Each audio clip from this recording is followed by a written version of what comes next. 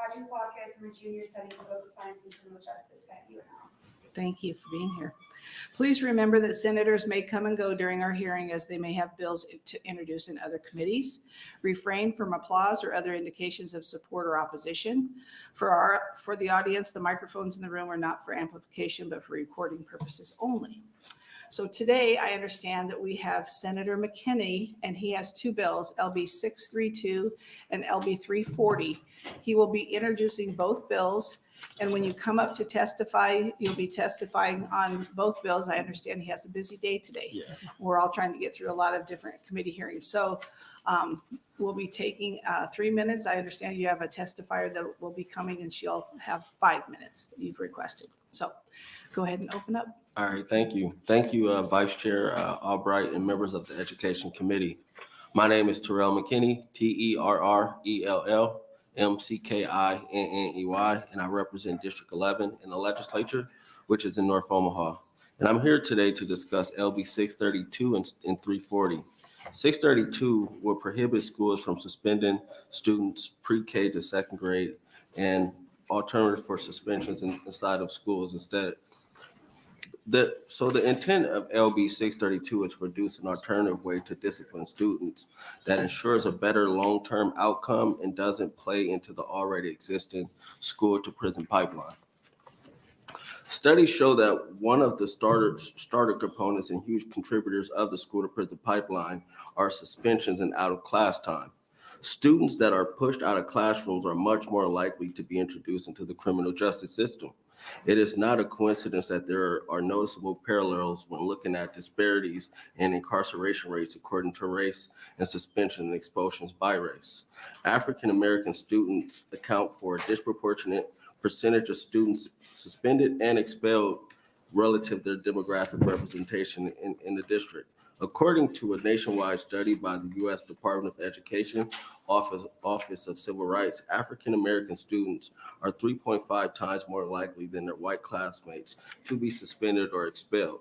Black children constitute 18% of the students nationwide, but account for 46% of those suspended more than once. Instead of pushing students out, teachers need more support and training for effective discipline, and schools need to use best practices for behavior modification to keep kids in schools where they belong. Teachers are in a unique position to divert students from the school to prison pipeline because they know their students better than any school resource officer or administrator, which puts them in an empowered position to keep students in the classroom. When teachers take a more responsive and less punitive approach, students are more likely to complete their education. Exclusionary discipline results in serious academic consequences, such as not being able to make up a missed assignment, which in some cases results in their grades being reduced. Several studies have shown associations between school suspension and school dropouts. A study in Virginia found that schools with high suspension rates also had high dropout rates. There are also negative social emotional consequences in which students may feel negatively towards adults and have the perception that adults don't care about them. Suspensions are associated with juvenile justice involvement. The Council of State Governments Justice Center found that in Texas, a student who was suspended or expelled for discretionary reasons was almost 3 times as likely to be involved in a juvenile justice system the following years, which plays into the school to prison pipeline, as I mentioned earlier. I remember when I was in school as a student, and I used to get suspended a lot. I know everybody thinks I'm quiet now, and some people think I'm sweet or whatever, but I used to get suspended a lot, and I used to have issues dealing with classmates and teachers where I was either suspended, getting into fights, going into in-school suspension, a pack room, and those type of things. And although they pulled me out of class, I don't believe that helped at all, honestly. I think what helped me is when I began to wrestle. It wasn't getting suspended. And I think we have to think about that where people say, hey, we need to use suspensions as a tool or a corrective measure. In my opinion, it doesn't work. I have countless peers that are incarcerated or have been incarcerated. They got suspended a lot, was involved in the juvenile justice system and those type of things. And the suspensions didn't work. I think we need to find ways to pull our kids in to figure out what's really going on. And a lot of times our schools And not to knock the teachers, because I don't think it's the teachers. I think our schools are overburdened with things, and we're just kicking kids out and throwing them to the wolves. And that's something I have a problem with. We don't need zero tolerance policies and exclusionary discipline practice because they do not create safer schools and have negative consequences. There needs to be alternatives to the discipline policies. There's a system known as a school-wide positive behavior support, which makes schools more effective by enhancing the capacity of schools to educate all students, especially those with challenging social barriers, by establishing clear defined outcomes that relate to academic and social behavior. Systems that support staff efforts, practice that support student success, and data utilization that guide decision-making.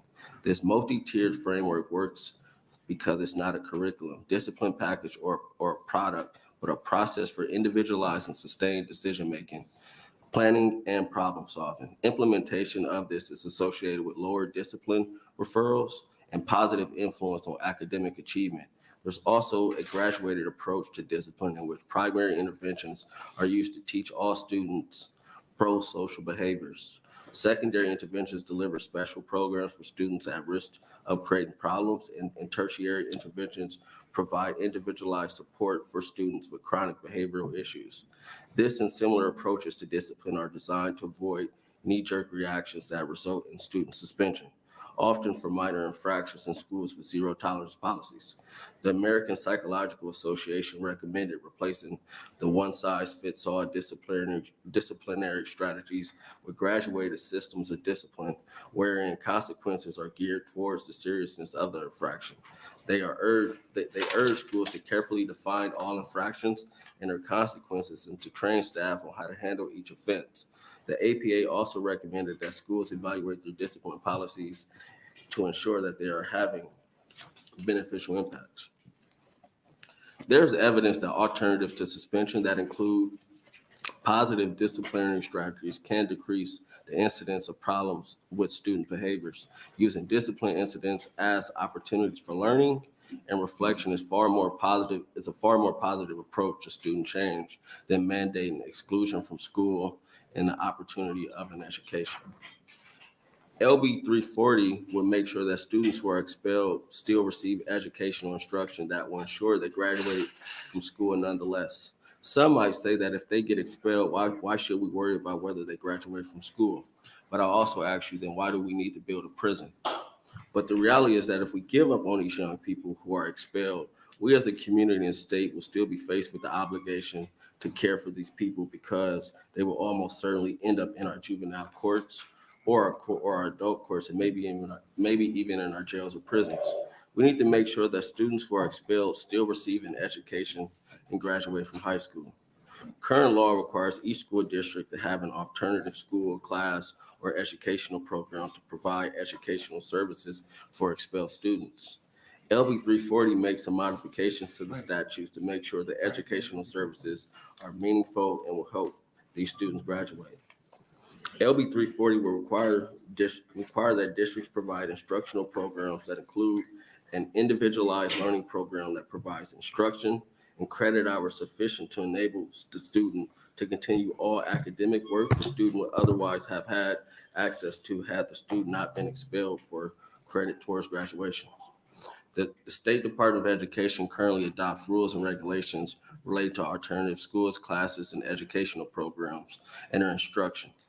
LB 340 will require the department to include the number of hours of direct instruction and credit hours for instruction that shall be provided by the alternative school.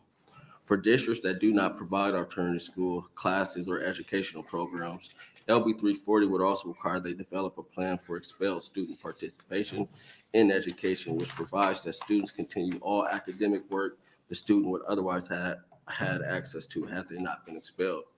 LB 340 makes what I would consider modest reforms to make sure our schools are providing instruction to expelled students.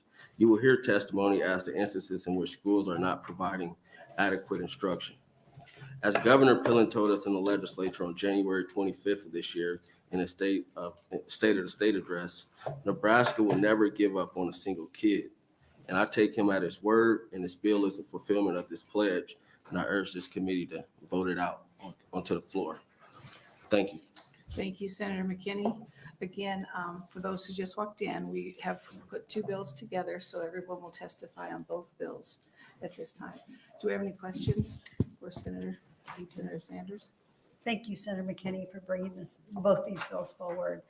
I had the great pleasure yesterday of attending an ACE alternative class program for my little sister. And she was going to be one that would fall through the cracks, and they worked hard to get her. She's got a lot of energy and she's really smart to graduate. So yesterday was her personal graduation. But the instructors told me in this alternative class setting, there's about 20 students from Bellevue East, 20 students from Bellevue West that are on the waiting list for this program. So how do we be sure we've covered, if we're going to do a program, that we have the numbers right? Do we implement a study? Would the schools know these numbers? That was brought up to me that schools feel as though they don't have enough space in alternative schools. I'm open to trying to find a way to make that work, and if that means I have to go figure out a way to get some more dollars to our school districts, I'm open to it. I just think it's sad that there is a waiting list of kids that are expelled to get into that type of program. On one hand, you have people come down here and say, we want to make sure kids are in school, and if they're truant, we want to give them ankle monitors and potentially lock them up. But on the other hand, when they misbehave, we kick them out, then say, hey, you got to wait to get instruction. And I don't agree with that. You're absolutely right. Thank you. Thank you, Senator Sanders. Any other questions? Senator Wayne? I don't have a question. I just started hearing you read the other bill, and I was just hoping you didn't make the mistake that I made last year by opening on the wrong bill. So I'm glad this is a joint hearing. Thank you. No problem. Senator Wayne, any other questions? Senator Yeah, Walls? thank you for bringing this bill. I appreciate it, and I appreciate your feedback on how many kids are waiting on this type of program. And one of my questions was, and maybe you have an answer and maybe you don't, but how many kids do you think that LB 340 would affect? That's a good question. I haven't polled the districts in Omaha to kind of figure out how many exactly, but I'm sure it's a good number of kids that it would affect. Okay. And can you just talk about how you came about the model for LB 340? Somebody just having conversations prior to session with some individuals in the community, and they was like, hey, let's try to address it this way. But also, I was working with a young man who got expelled, I think mid-November, and he didn't get any instruction or any kind of school until January. And that's a problem. Yeah. I guess the other question was, if we used LB 340 as a model, do you see, I guess bringing in groups or organizations or parents or students and teachers to figure out what would be the process? What would that look like? I would love to, because I think it has to be an all hands on deck approach to kind of figure out what works. I'm not saying LB 340 is the solution, but I think it's something that we have to consider, and I'm willing to work with anybody to try to get to a solution, because we shouldn't have kids that are expelled on a wait list to get education, when we talk about education as the number one thing we need for our kids in the state. Thank you. No Senator problem. McKinney. Thank you, Senator Walls. Any other questions? Senator Conrad? Thank you so much, Vice Chair Albright. Thank you, Senator McKinney, for presenting this measure. I know you've worked on similar bills during your time of service, and other senators have as well, because this is such a persistent issue. I think when you look at the data and statistics around student discipline and how that impacts students who are learning with disabilities, and of course the persistent racial disparities as well that are present in these important and challenging issues. But one thing that I'm thinking about why the time might be right to kind of revisit some of these concepts is, all of the data and learning that we were able to accumulate during and post-pandemic, which showed what learning loss did to all kids. Yep. And have some really, really clear information available that, those classroom minutes, those classroom days add up very quickly and put students farther and farther behind. And the farther behind they are, it's harder and harder to get back on track there. So I don't know if you've looked at any of that more recently kind of in context with these proposals, but that learning loss really at the core of what I'm seeing in your bills is something that I was thinking about with the COVID kind of I've response. looked at it a little bit, not super in depth because we've been Sure. super busy, Yes. but I do recognize that as an issue because what happened was we had kids that were finishing in 8th grade that never went inside of a high school. Right. And then their first time inside of a high school is Right. 10th grade. So it's the whole year gap of them not being up to speed on what it's like to be a high school student. And a lot of that is, reflected in behavior issues that we're seeing in our schools. Yeah. And we know also early on, the more investment that we make of time and resources pays dividends for the rest of a child's life and a family's life. And so particularly early on in those pre-K ages, those early grades, the more that we can do to wrap programs and services around families helps to ensure better success for them and for us as a society. It was a long time ago, but I do remember getting suspended in kindergarten multiple times. All And in right. 2nd grade multiple times. So I know what it's like to be a kid in suspension or being in the principal's office a lot. And I just don't think that suspensions helped at all. Yeah, absolutely. Well, thank you so much for sharing that personal experience too. Thanks. Thank you, Senator Conrad. Seeing no other questions, would you like to wait until all of them are finished and close, or will you be? I probably won't close because I'm Very like good. triple booked. I got So, you. I was so there the thank other you. day. Yeah, All right. okay, thank you very much. First proponent, I do believe we have someone, okay, and, let me give her 5 minutes.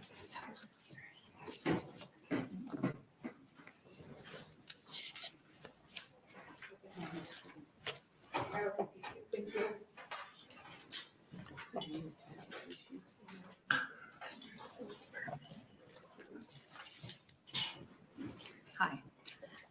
Good afternoon, members of the committee. My name is Elizabeth Eynon-Kokerda, spelled Elizabethynon-Kokrda. And I'm the managing attorney for Education Rights Council, which is a statewide nonprofit that works hard to keep all children in school and make sure they thrive. And we really do this by focusing on removing legal barriers to educational equity. Both of the bills that we are considering here today and that I am testifying in favor of do that. They help remove barriers and create legal equity. I'd like to focus first on LB 632, which basically says we shouldn't be suspending pre-K2 kids, especially in our largest district, where you will see I'm having a handout and I've given you data specifically related to the Omaha Public Schools, which is the largest district. And I think it's the bill that's related directly to Senator McKinney's urge to not suspend our littles. One of the things I don't think most people know is the rate of suspension and the rate of discipline of our littles in schools. This data was gathered in 2018-19, and I'm giving it to you because it is representative of what happens before COVID. COVID made everything worse. But let's look at what was happening before COVID and not blame COVID and say, what are we doing to our littles and what have we been doing? We are suspending pre-K2 kids at a greater rate than 1-to-1, and we are suspending them at a greater rate than we are the entire population of the district. This doesn't make sense. When we have little children that have behaviors, behavior is a form of communication. If I'm a little kid and I'm acting out and actually violating the code of conduct, what that should be triggering for any educator is not a punitive measure, but as Senator Conrad said, what services and supports should we be doing? Does this child have a particular disability or special needs that we need to be evaluating? What should we do not to kick this child out of school, as Senator McKinney said, which doesn't do anything except remove them from the very place where we have the opportunity to give them instruction? So given my limited time, I have also passed out a more complete testimony because I didn't know today that we were going to combine these bills. And I will set that there and move to LB 340 and then try to take questions on both. But I would urge you to look at the data about what is happening to children, little tiny children, in terms of student discipline. And you will see in this data one key thing. It's disparate on the basis of race, and it's disparate on the basis of disability. And the race that we're talking about is predominantly Black children. Everyone else is suspended approximately what we would expect. If there's 20% of white children in the class, we would expect 20% of suspensions, expulsions, discipline to go with white children. If you look, you will see that there's a significant disparity in terms of who we are disciplining. We are disciplining minority children, and we are disciplining children on the basis of disability. Let's switch over to LB 340. LB 340 makes what I think the legislature enacted way back in 1994 a reality. In 94, Senator Ron Whittem came, and as we were creating the entire Student Discipline Act, one of the things that was really important to the legislature was, yes, we want to have an equitable code of conduct, but we want to make sure that we don't tie a can to somebody's tail for the rest of their life by saying, because you engaged in behavior that we're going to remove you from school for a period of time, we're also going to result in you not ever being able to catch up. Members of the committee, right now in Nebraska, nobody gets held back anymore. In other words, if I am in 9th grade and I get expelled, when I come back, I go to 10th grade, whether or not I have learned anything in 9th grade, and we wait all the way until 12th grade. Given that, we have to put in place the opportunity for children to obtain the credits they need while they're out. We don't want to basically play a game of double jeopardy. In 1994, that was the very reason for the language that says everybody has to have some sort of alternative education for children while they're expelled. Unfortunately, it's not tightly defined. And so what's happening is kids are getting a half an hour, an hour. I can sort of see why we wouldn't tightly define it back then, if you will. It's a little bit harder to create a whole program. What do I do? Do I do something in the library? It's 2023. We have technology, we have virtual schools, we have independent learning, we have a myriad of ways that we can create and guarantee that children have the opportunity to access all of their credit while they're expelled. Therefore, I'm in favor of both 632, which protects our babies, and LB 340, which ensures that we don't doubly harm children who are expelled, but still we want to have the rehabilitative nature of that discipline, not hurt them forever. Thank you, and I'd be glad to take questions. Very well. Any questions from the committee? Yes, Senator Conrad. Thank you, Vice Chair Albright. Thank you, Elizabeth. Good to see you again. Can you tell me from your experience working with the school district at OPS, which I know was your former assignment, and then working with families that have kids all across the state in need of legal assistance and advocacy. I agree with Senator McKinney's approach and your testimony that we need to find alternatives to punitive responses to behavioral issues. But trying to get a better handle on the alternatives, do all schools have a school counselor today? Do you know? I mean, that's a very broad question, but do you find issues in your work where there aren't school counselors available, or I'm trying to assess the alternatives that exist. To be frank, I don't have the data on does every single school have a counselor or a social worker across the state. But Right. what I can tell you is, unfortunately, with regard to 632 and the PK2, because that is tied solely to a city of metropolitan class, that district has a multitude of potential interventions. If you look at the third document, the third exhibit that I sent you, it's sort of a graph. Unfortunately, what that indicates is that the vast majority of the, I'll call it, interventions with our little children are punitive, even though we have resources such as social workers and counselors. So while I want to make it very clear that Education Rights Council would advocate for not disciplining any PK2 child by suspending and expelling them across the entire state. LB 632 is limited in its scope, which is why my testimony has been limited in scope. But I think that what we are seeing is when we do have those resources, we're not using them to the best of our abilities. The alternative resources. So you feel like if we were to put a prohibition on these punitive options, it would force people to utilize the existing alternatives that are available? And I will tell you that the Omaha Public Schools in 2021 made a suggestion in their student discipline for this very reason, that it's not appropriate to expel pre-kindergarten kids. But when we are expelling first graders and second graders, we still have that same problem. I mean, we need to make sure that it's there. So I would say that the very district that this bill is targeted at has acknowledged that this approach is appropriate. Okay, and then is there any, last question, thank you, appreciate it. Is there, and maybe other testifiers can speak to it, is second grade or the scope of this legislation, is that arbitrary or is it grounded in some sort of social science or information or learning about young people's brain development, or how do you settle on the extension to the grade 2 from the existing policy? In the data that we looked at, what we were seeing, and honestly, it was sort of broken off, which is by third grade, you generally, if you are going at the rate you would be expected in terms of learning, you've got reading down, you've got it under your belt, you've got some of the very core basic needs down. Now, not all children do. I mean, clearly we have a lot of children that need a lot of extra help to get that. But if you're at that third grade reading, fourth grade reading level, you have a foothold in going forward.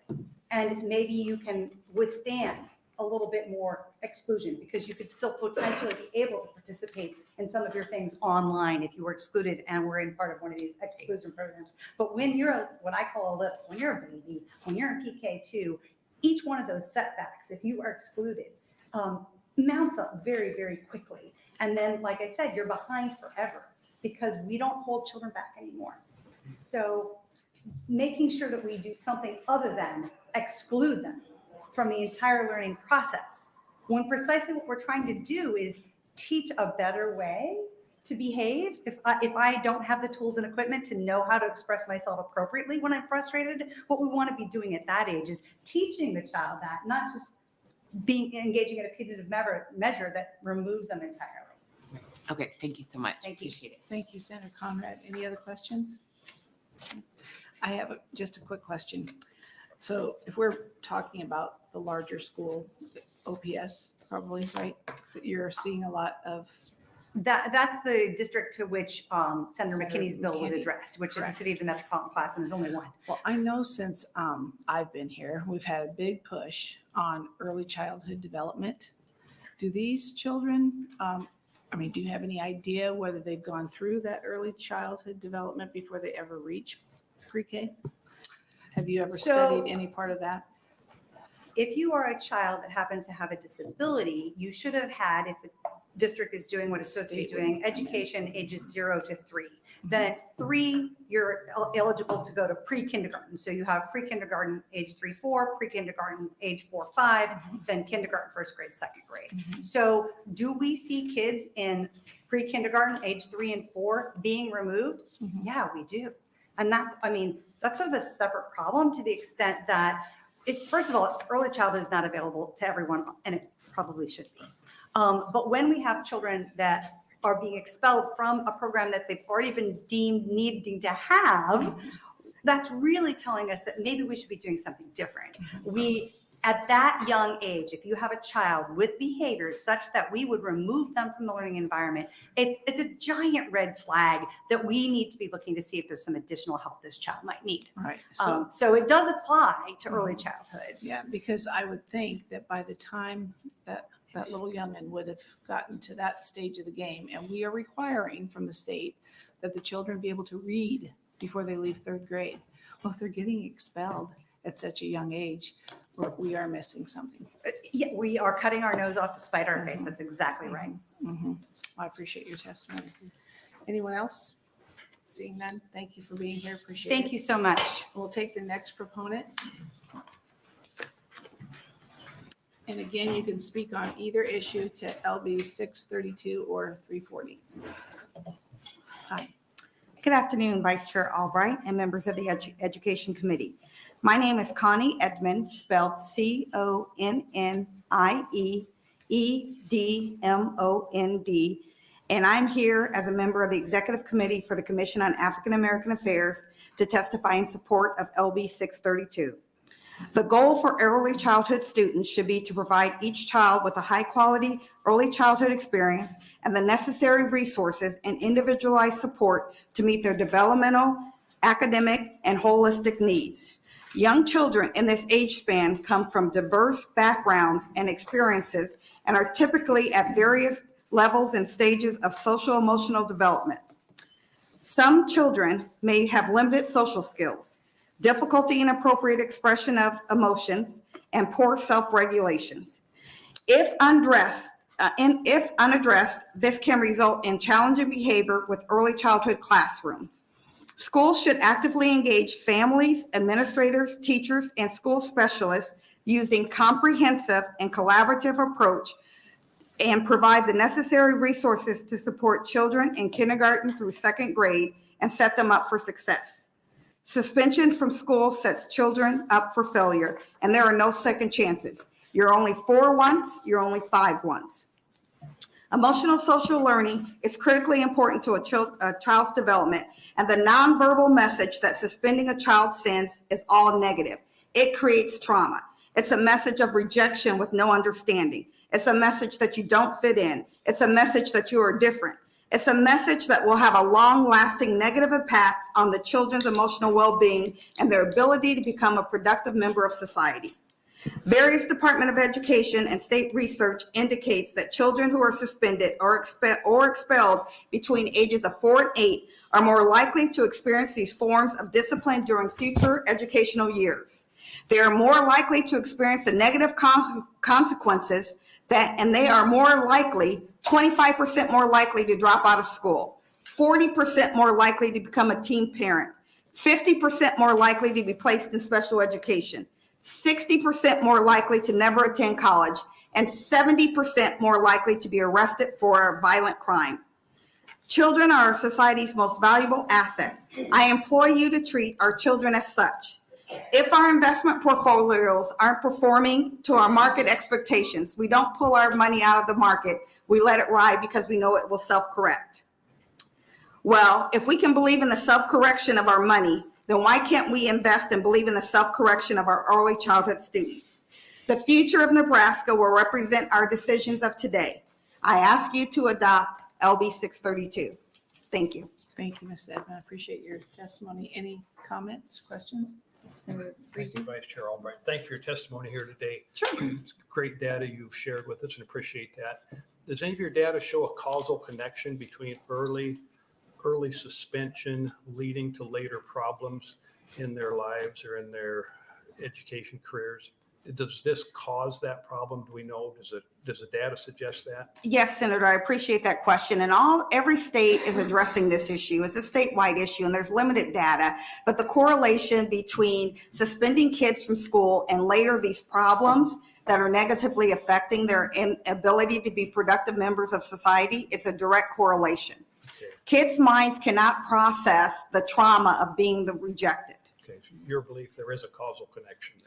I do. Okay. Thank you. Thank you. Thank you, Senator Breezy. Anyone else? Seeing none, Thank you. Thank you for being here.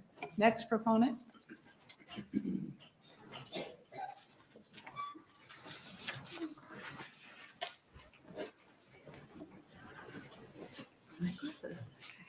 Good afternoon, Vice Chair Albright and members of the Education Committee. My name is Anahi Salazar, ANAHISALAZAR, and I'm representing Voices for Children in Nebraska. Children are Nebraska's future. No student in Nebraska should feel like they have failed at school, especially not at the preschool age. Early suspensions predict later grade suspensions, placing the child on track for negative school attitudes and outcomes. Voices for Children supports LB 3632 because it will build student engagement from the early years by disallowing the suspension of students pre-kindergarten through second grade. The Nebraska Department of Education defines preschool suspension as a practice that involves an adult removing or excluding the child from the classroom or program for any length of time due to disciplinary purposes. Creating a safe environment for young children is essential for learning and growing. Students are unable to do either if they are not in the classroom. Research suggests that suspension can contribute to adverse childhood experiences or ACEs, such as emotional or physical neglect. Not allowing children to participate in school can have long-lasting effects. Many are aware of the national trend, school to prison pipeline, where youth are funneled out of schools and into the juvenile and criminal legal system. But recently the term preschool to prison pipeline has surfaced as data shows the disproportionate rate of suspensions for preschoolers, especially Black preschoolers. Suspensions are often given for nonviolent misbehaviors like defiance, disruption, and exhibiting developmentally appropriate behavior deemed not so by the adults in the room, like not being able to sit still. Policing small students on minor infractions, many or all of which they are still learning to control, sends a message to them that they are a problem, that they don't belong in school. Overly harsh disciplinary policies push students down the pipeline. Preschool children are 3 times more likely than K-12 children to be suspended or expelled. By the time children arrive to kindergarten to second grade, they feel school is not a safe or welcoming place for them. The National Department of Education has released data showing that Black students are being disproportionately suspended from preschool. Black boys especially far exceed average suspension rates despite similar levels of behavior or misbehavior. Black boys make up 54% of the preschool population, but are 78% of those suspended. A concerning growing trend is that of Black preschool girls, who make up 20% of the preschool population, but make up 54% of suspensions. When it comes to disabilities in young Black children, it takes an average of 7 years for children to be diagnosed, but they may get suspended in those early years because the behavior is attributed to misbehavior rather than their disability. Children should be in school, getting an education and accessing social skills. A better approach would be to teach and model for students instead of punishing by exclusion. We want to thank Senator McKinney for his leadership on such an important issue and the committee for your time and attention, and we respectfully urge to advance LB 632. Thank you. Thank you very much for your comments. Any questions from the committee? Seeing none, thank you for being here. Next proponent.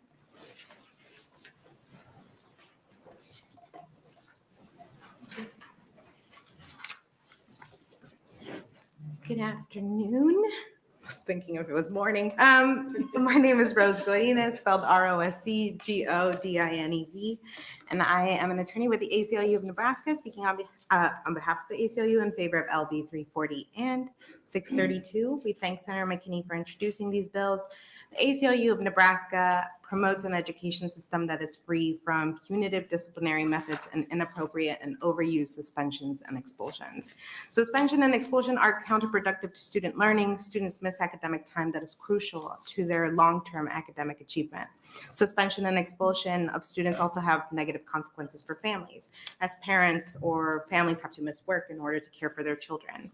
Suspended and expelled children are often left unsupervised and without constructive activities. They also can easily fall behind in their coursework, leading to a greater likelihood, as you've already heard, of ending up in the juvenile justice system. Moreover, Black, multiracial, and Native preschool students are overrepresented in students subject to 1 or more out-of-school suspensions. The same can be said for students with disabilities.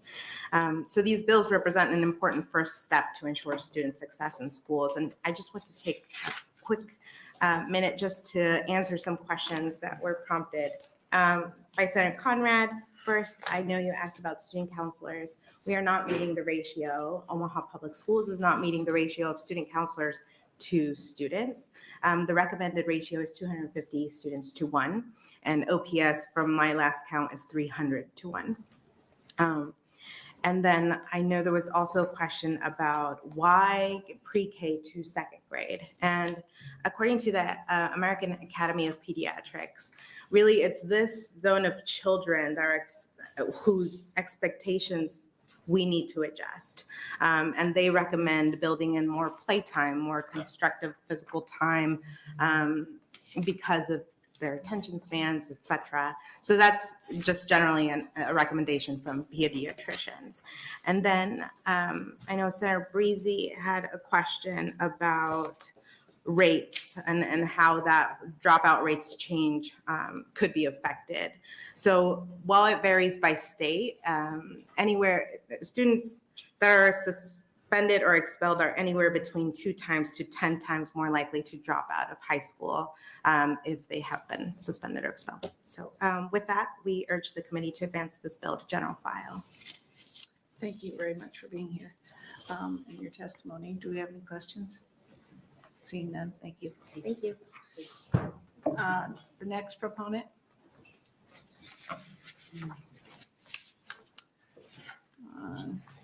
Seeing none, any opponents wishing to speak? Anyone in neutral?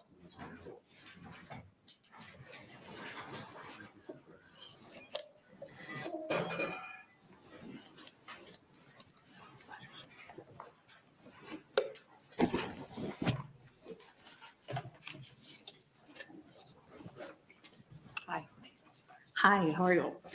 Good afternoon. My name is Lisa Schoenberger, LISASCHOENBERGER. And I'm really sorry. I had all of my sheets printed out for you and I left them on my kitchen table in Omaha and didn't realize that until I was about at Ashland. So I can certainly email this to you. I apologize.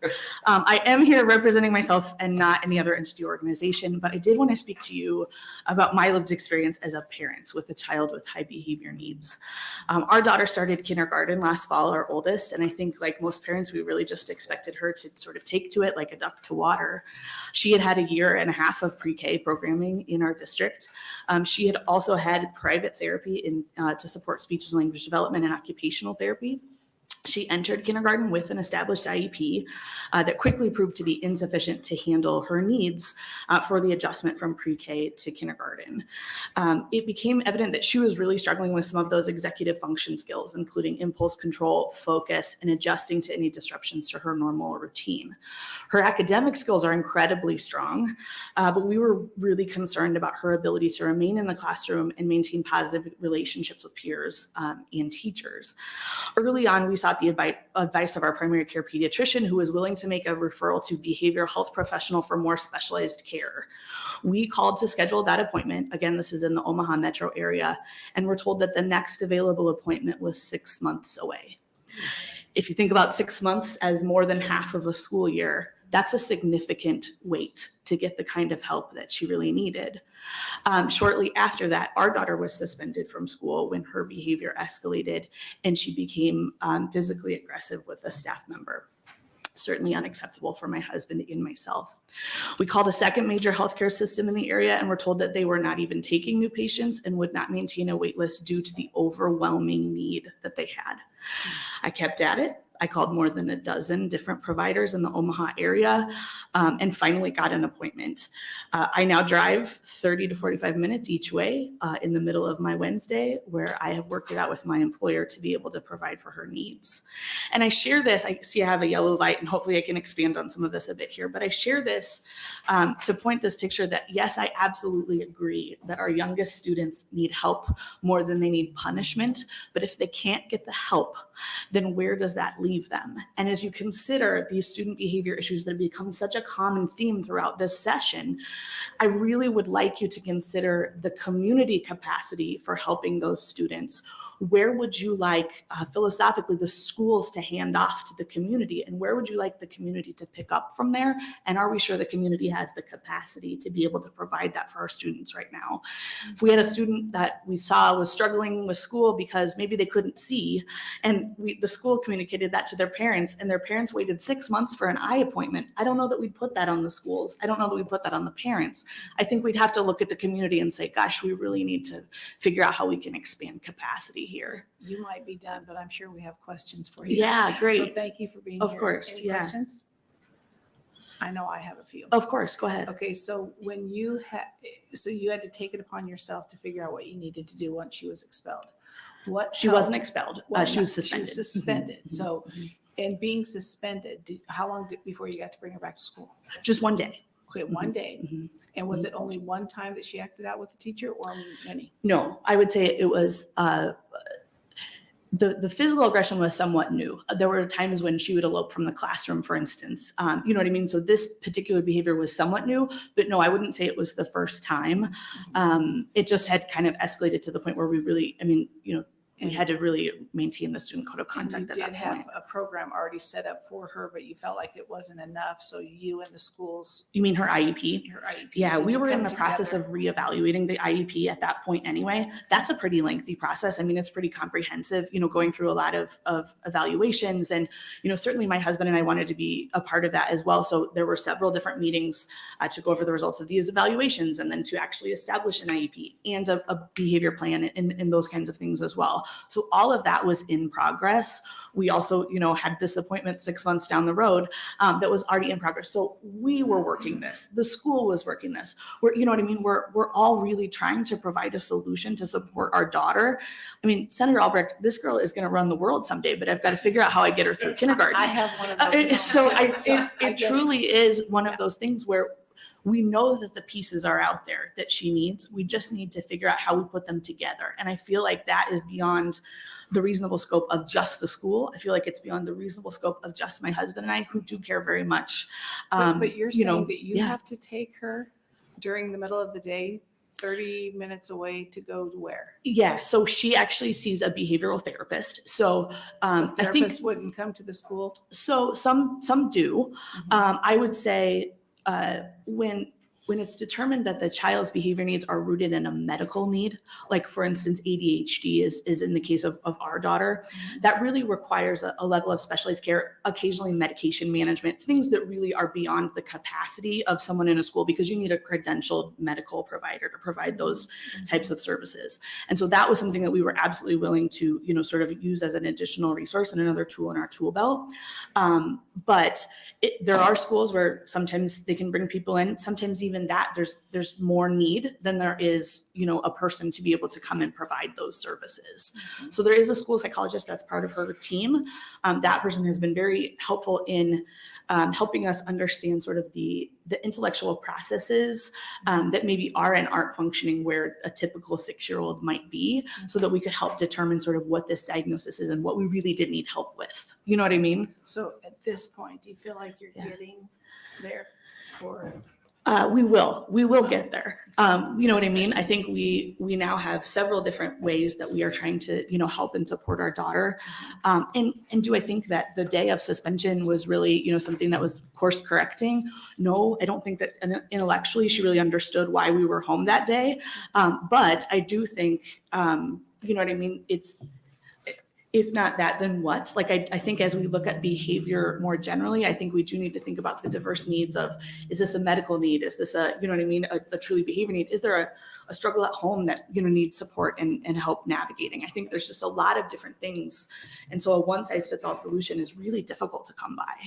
very good. Does that make sense? Yes, I appreciate Great. Of course. you Yeah. sharing your testimony because it all comes together. With Yeah, what we're all absolutely. talking about here today. Yeah. Again, any other questions from the committee? Yeah. Seeing none, Thank you. thank you very much for your time. Do we have any other people in the neutral position on this bill, these two bills? LB 340 and LB 632. Okay, seeing none. Just for the record, LB 632 had 6 proponents, online comments, 3 opponents, 1 neutral. And LB 340 had 9 proponents, 2 opponents, and 1 neutral. So I'm wondering, I know Senator Linehan is up next. Is she, where'd she go? Take 5? Take 5 and then we come back and we just readjust the word. I'm sorry? I'm introducing 694. Oh, very good. There you are. All right, come on in. Okay, Senator Linehan must have had to go somewhere else to introduce something, and we have others out introducing. So we will have her staff. Please introduce yourself, and you can go ahead and open on LB 690.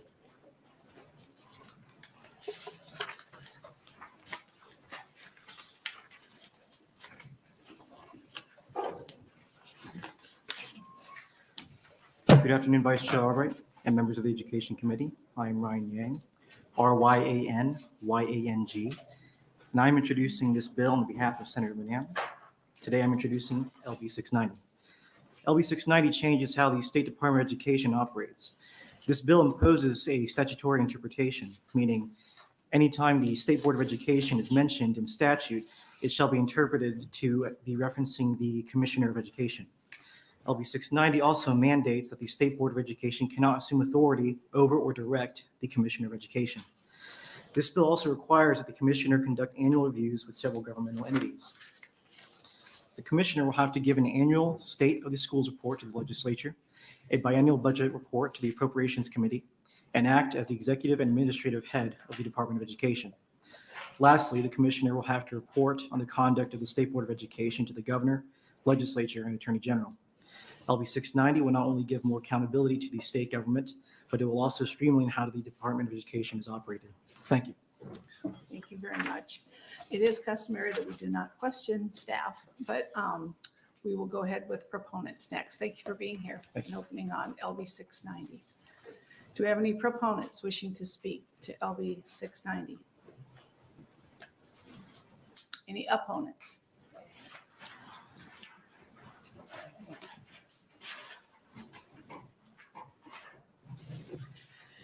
You might want to come up in the front row so we know we have folks ready to speak. This is opponents on LB 690.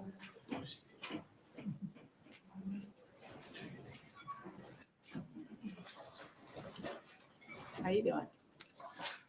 Good afternoon. Since Albright and the committee, I'm Dwayne Mays, DEW. AYNE-MAYS, and I live in Lincoln, Nebraska. I'm representing the Lincoln branch NAACP and in opposition of LB 690.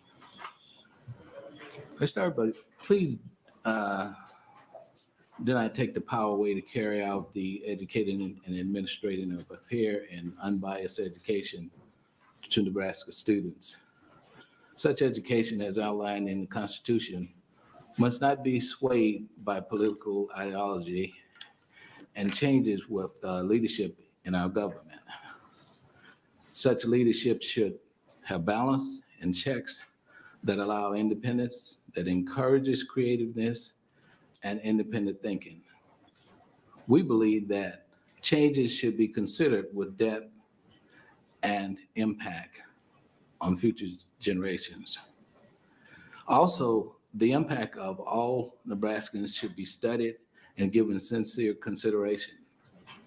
The NAACP opposes LB 690 because it proposes to take away the educational decision power of the Nebraska Constitution, which allows us local control of state education in a commission by eliminating the elected board, by taking away the power control from the people and giving it the power to the governor. These actions are being proposed while there are efforts in the legislature to increase the term limits of state legislators and seize the authority vested in the Department of Education. Efforts to implement this proposed bill exacerbates the efforts to place education in the hands of the trained experts rather than political education in Nebraska. Thank you in advance for all that you do for Nebraskans and their opportunity to thrive. Please vote no on LB 690. Thank you, Mr. Mays. Any questions from the committee? Seeing none, thank you for being here. Do we have any other opponents wishing to speak? Is this one? We'll go fast. Hi. Hi. Good afternoon, Vice Chair Albrecht and the Education Committee. My name is Dr. Suzanne Kemp, SUZANNEKEMP. I'm a professor of practice of special education at the University of Nebraska-Lincoln. However, I'm here today representing the Nebraska Association of Colleges for Teacher Education, or NACD, in opposition of LB 960. NACD serves as a state chapter representing all Nebraska teacher education institutions approved by the Nebraska State Board of Education. Members include Bellevue University, Chadron State College, College of St. Mary, Concordia University, Creighton University, Doane University, Hastings College, Midland University, Nebraska Wesleyan University, Peru State College, Union College, the University of Lincoln, Nebraska at Lincoln, Kearney and Omaha, Wayne State College, and York College. NACD is a strong supporter of an independent commissioner of education who is appointed by an independently elected state board of education. This democratic process allows Nebraskans to be directly involved in issues and decisions related specifically to education and must continue. We know the democratic process works in the state, as evidenced by the last elections in the State Board of Education members. To that end, the subtle language additions in LB 690 appear to be laying the foundation for which erosion of this independence could occur. This is further evidenced by the subsequent resolutions that are also on the schedule today. The insertion of language like as directed by the legislature and contrary to state law implies that the legislature will be taking a more active role in directing the actions of the Commissioner of Education and State Board, and that the State Board of Education is not currently abiding by law about which NACD disagrees.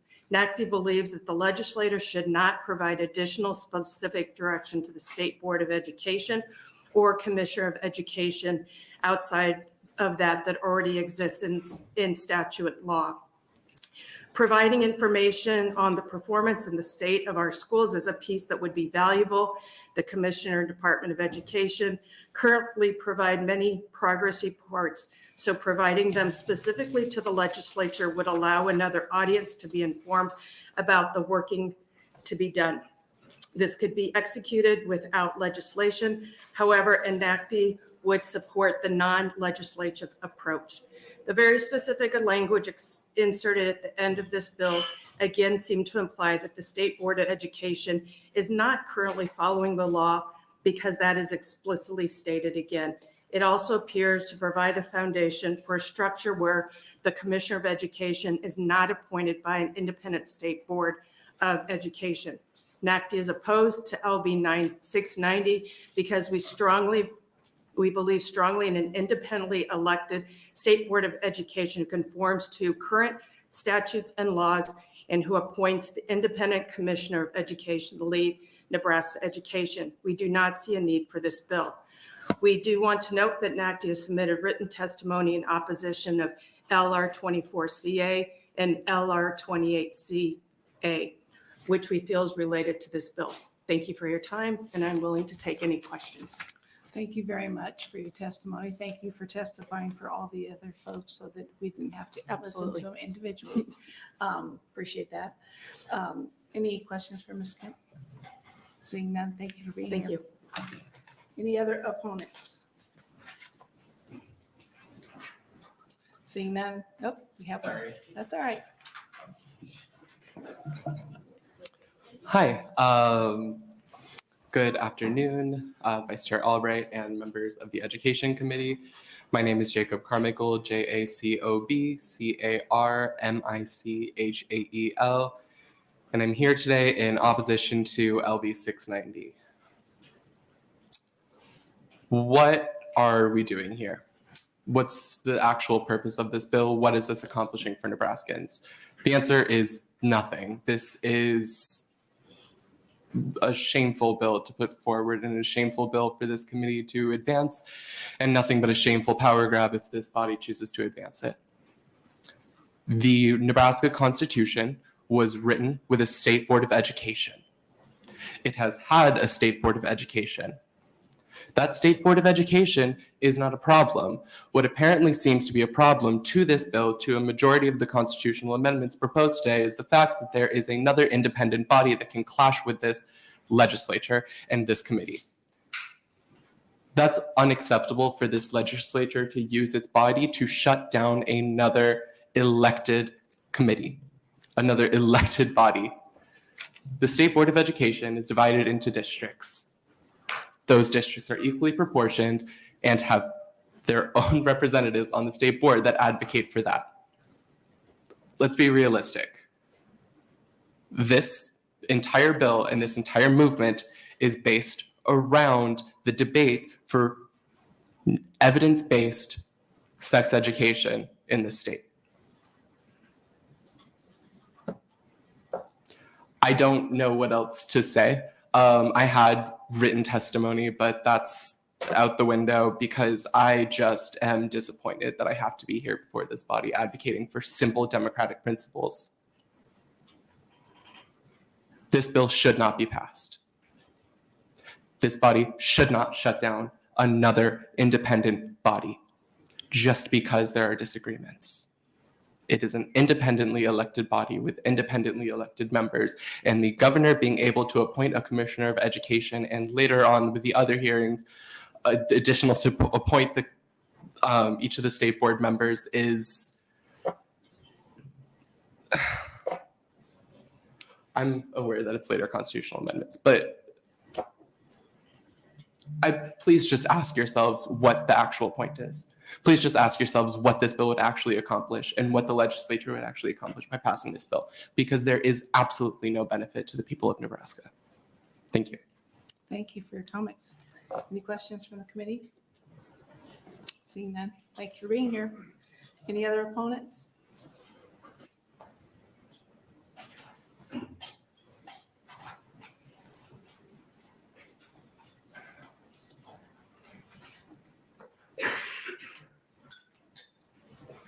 Before I start, I am going to say that it was difficult discerning the differences between some of the bills, so my testimony is not quite where it should be on this first one. I oppose LB 690 because I believe the freedom of education and a multitude and diversity of people making choices at the state and local level about education and the futures of our children and youth is the best solution. The bills LB 690 and the others at this hearing are Sorry over. about that. You didn't say your name and spell it. Oh, I'm sorry. Shirley Niemeyer, SHIRLEY, NIEMAYER. I believe this is top-down legislation and not in keeping with the platform of the predominant Nebraska National Republican Party. Local control, local decisions making is the philosophy of many Nebraskans. The top one or two people controlling, regulating, and influencing decisions about education and local school policy and state school policy, curriculum, procedures is a non-democratic process. Their decisions will likely conflict with local school boards, which I believe in local control. This person may not be the best qualified. What is needed is a broad range of elected, analytical, and logical persons with diverse backgrounds, people who are willing to consider options and other people's differences and their opinions, and not put through one set of opinions, but a diversity. And it's the best solution. Where does Nebraska rank in education? If the state school board has made wrong decisions, why are we ranked number 9th? In the US, it is one of the best states for infrastructure and education with one of the highest school graduation rates, according to US News and World Report. In another poll, it ranks 20 out of 50 in business environment. Nebraska, the best states for primary education, Nebraska ranked 13th, and another poll ranks us 9th in both higher education and K-12. So why are we trying to fix something that's not a problem? I think it's for the same reasons that values entered into submitting these bills, because of what two decisions made by the state board, which maybe weren't quite right, but they could have been changed to make it appealing to everybody. But because of what happened, that's the result of these 3 or 4 bills. And it's sad. It's so sad, because if we don't have great education for our kids, I don't know what's going to happen. So I thank you very much. I will be testifying again, and I hope it's different, because my testimony got all mixed up on the different bills. Thank you. Thank you very much for your comments. Hold on. Do we have any questions? Nope. You can go wait for the next time.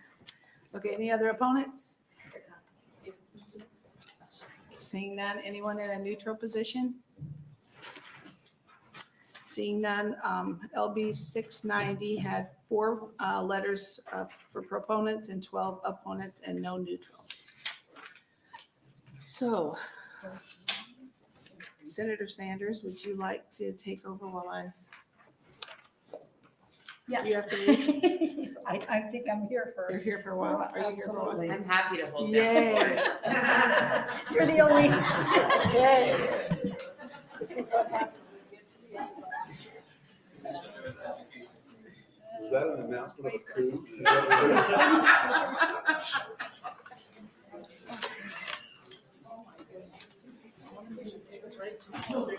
Do we have 24 CA? Like 24 CA is blank. You have mine? I have 29. Okay, this is I have awkward, 28. just people are talking. It's just that time of I session know, where it's that time of everybody's year. running Did we change? Okay, here we go. to the other committees. Okay. Welcome, Senator Albright. Thank you. Good afternoon, Senator Sanders and Senator Conrad, as everyone else is gone.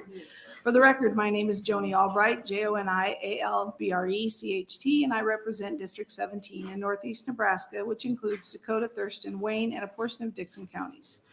I'm here today to introduce Legislative Resolution 24CA, which would eliminate the State Board of Education and move the State Department of Education under the governor's office and have the governor appoint and fix the compensation of the Commissioner of Education. The Commissioner of Education shall be the head of the State Department of Education and shall have such powers and duties as a legislature may direct. Here is a brief recap of how we arrived here.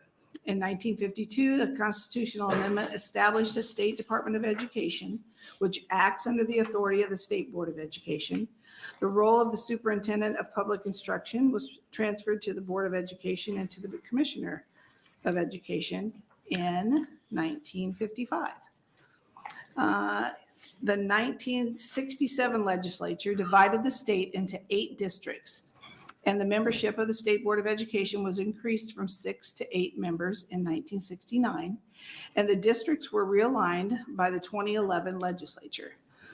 In 2021, the State Board of Education presented the first draft of the health education standards. These standards created a crisis of confidence in the State Board of Education and our Department of Education, as evidenced by the overwhelming number of Nebraska parents, grandparents, teachers, and others from all corners of the state who are standing in opposition to this content. Article 7 of the Constitution of the State of Nebraska says that the State Department of Education shall have general supervision and administration of the school system of the state and of such other activities as the legislature may direct. It also says that the duties and powers of the State Board of Education shall be prescribed by the legislature, and the Commissioner of Education shall have power and duties as the legislature may direct. Developing the health education standards is outside of the scope of the duties of the legislature as prescribed in Statute 79-760-01, which states that the State Board of Education shall adopt measurable academic content standards for at least the grade levels required for statewide assessment pursuant to Section 79-760.03.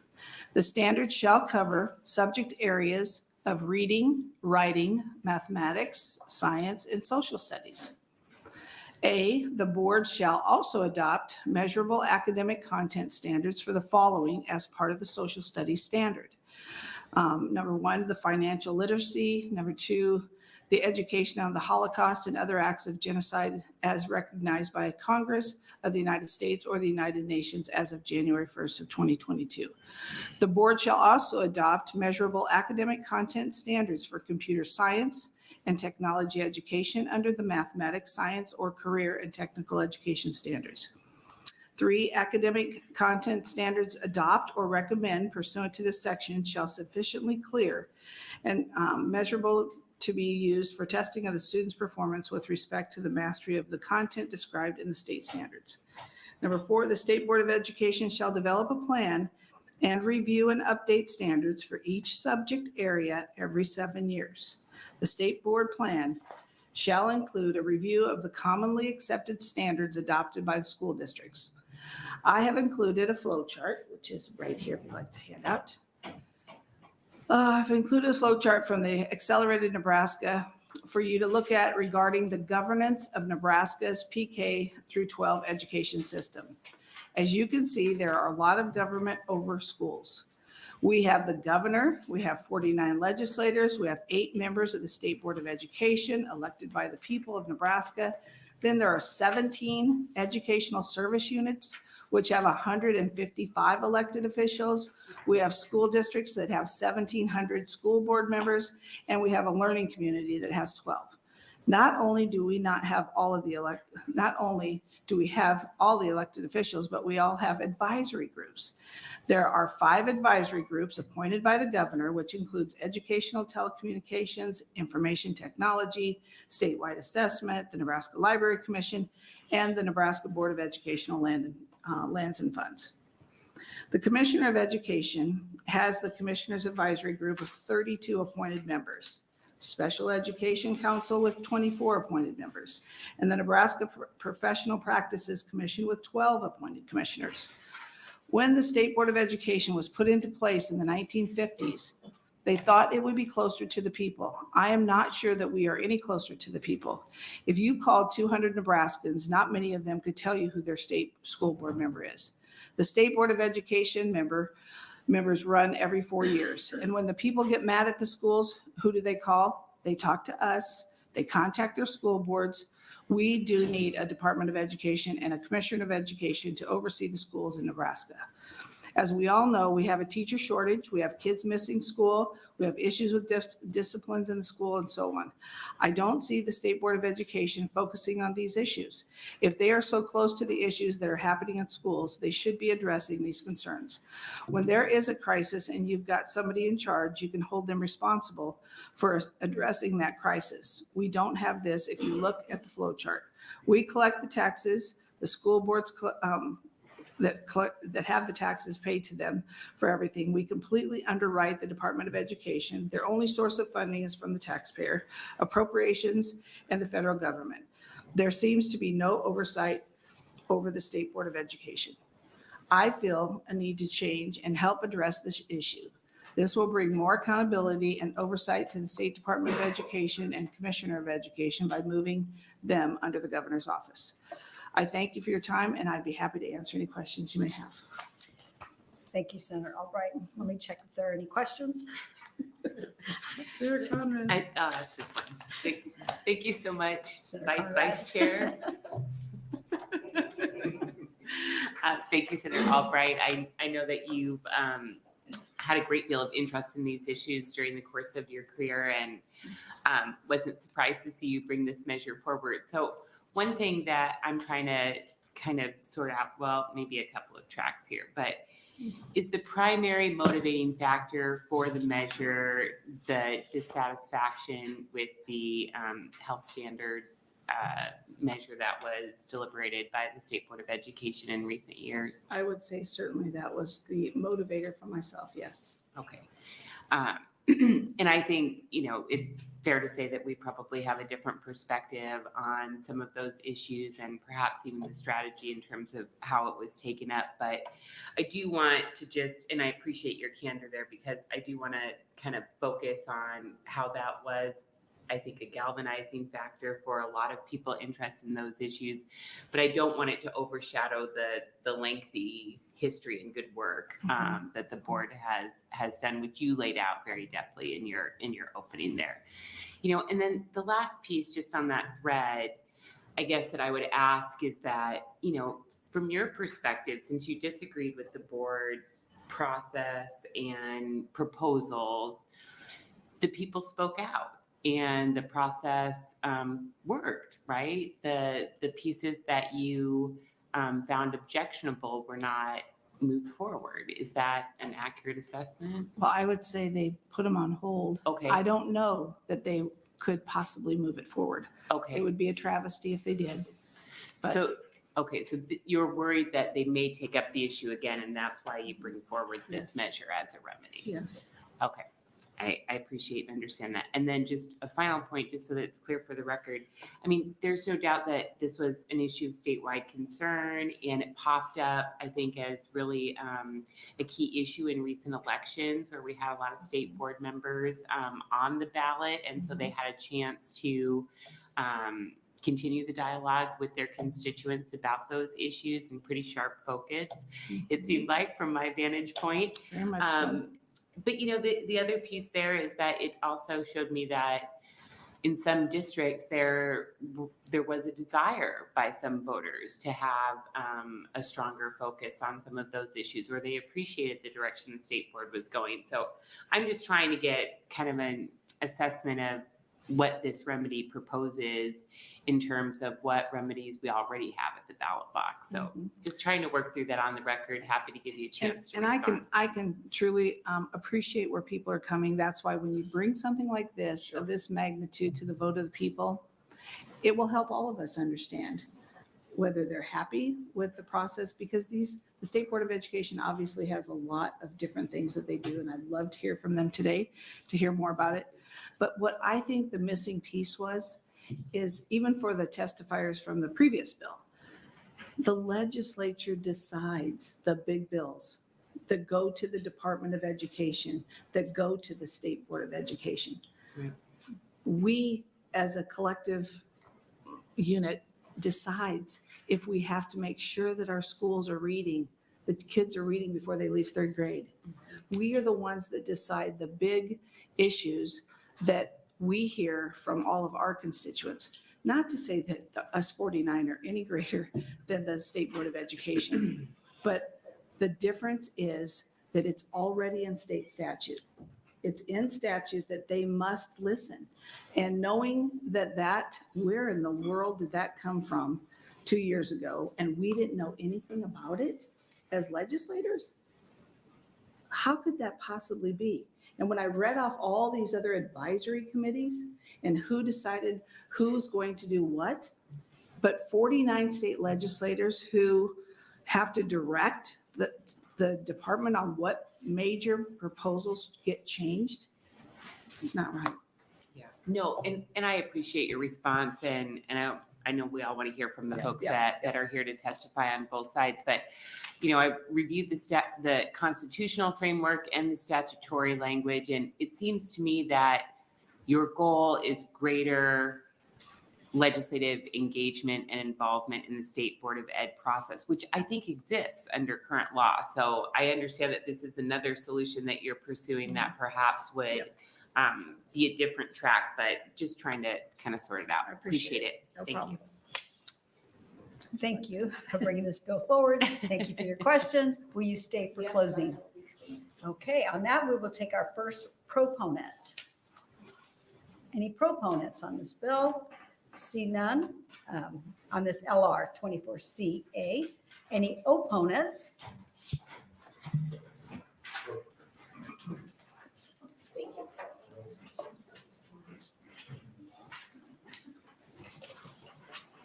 Welcome to the Education. I'll look at you. No, or Senator Conrad. I'll do this, like this. Hi, committee. I am Jenny Benson, JenniBenson, and I am the president of the Nebraska State Education Association. I am here on behalf of the 28,000 members of NSCA, and we are opposing LR 24CA, a constitutional amendment to eliminate the State Board of Ed. The Nebraska State Board of Education is an elected constitutional body that sets policy and ensures that the State Department of Ed functions effectively within the framework developed by the legislature and the board. By law, the State Board and the Department of Education have broad leadership functions and authority to carry out regulatory and service activities. The State Board of Ed has served in this elected constitutional body since Nebraskans passed in 1952 an amendment to the state constitution. State Board of Education members are elected every 4 years from 8 districts created by the legislature. Members of the board are elected on a nonpartisan ballot by local voters. This board is probably the least partisan of any elected body in Nebraska, and that's a very good thing. Current board members include 5 former educators and 3 laypersons. The composition of the board reveals that voters believe it is important to have the experience and the voices of former educators in decision-making process as the state formulates education policy. This CA would eliminate the state board and have the commissioner of ed appointed by the governor. It would erase the right of Nebraska citizens to have a direct link to education policy development by moving education policy directly into the hands of one person, the governor. Nebraskans do not want less citizen-based control of education policy, yet this would be the effect of this proposal. Allow Nebraskans to continue their direct influence on education policy by keeping an elected state board of education. Thank you. Thank you for your testimony. Are there any questions? I see none. I had one more thing. Is my light up? Please. When we talked about appointed, I just want to make a statement. So when Governor Heineman, that's how long I've been around, when Governor Heineman was around, he would reach out to us and to education areas and say, who would you like to be on PPC, which is one of the appointed boards that, that the senator was talking about, Professional Practice Commission for our educators. He would reach out, he'd say, give us some names. And then he would appoint a wide variety of folks, some who were members of NSCA, some who were not. When the last governor came in, they asked for the same thing. I sent in names of state teachers of the year. It was a daunting process to apply. Not once in 8 years did he put a name that I had submitted onto the PPC, which is our professional practice. We represent over 20,000 active educators, and yet that was the governor's decision. And so even though they asked for it, they didn't ask. So I have a problem with that one person being able to appoint completely. Thank you. Thank you.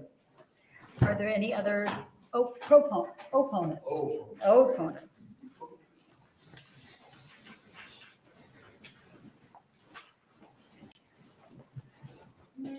Welcome. Thank you. To the committee, thank you for the opportunity to speak. My name is Jeff, Jeff Stallworth.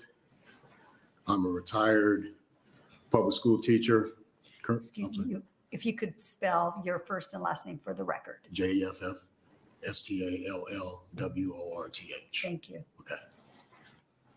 I'm a retired public school teacher, current substitute teacher, and I taught high school social studies in the 2 largest school districts in the state of Nebraska, Omaha Public Schools and Lincoln Public Schools, for 24 years.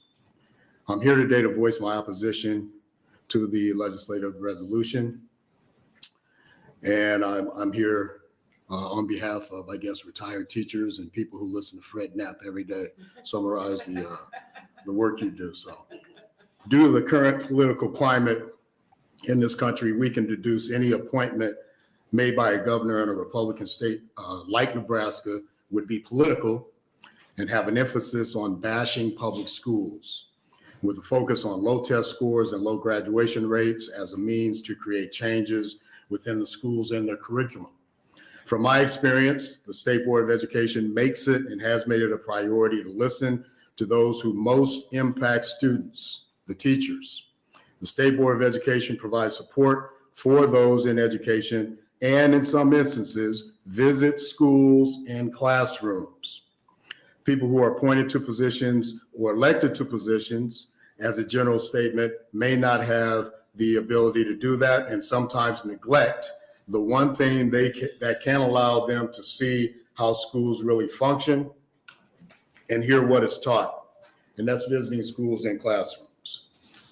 A number of people in lawmaking positions in the United States are critical of schools and education, but don't visit schools or classrooms. Data, statistical analysis, and test scores for over 100 years has been the means to determine how schools perform. From the Stanford-Binet IQ test to Iowa test of basic skills to the bell curve, commissioners generally believe schools failing these tests are failing schools. Perhaps some of the low test scores and poor graduation rates are because of a number of high school age students. They may be the only person in a household who has an income. Their focus is on making money to pay bills more than preparing for standardized tests or regular study.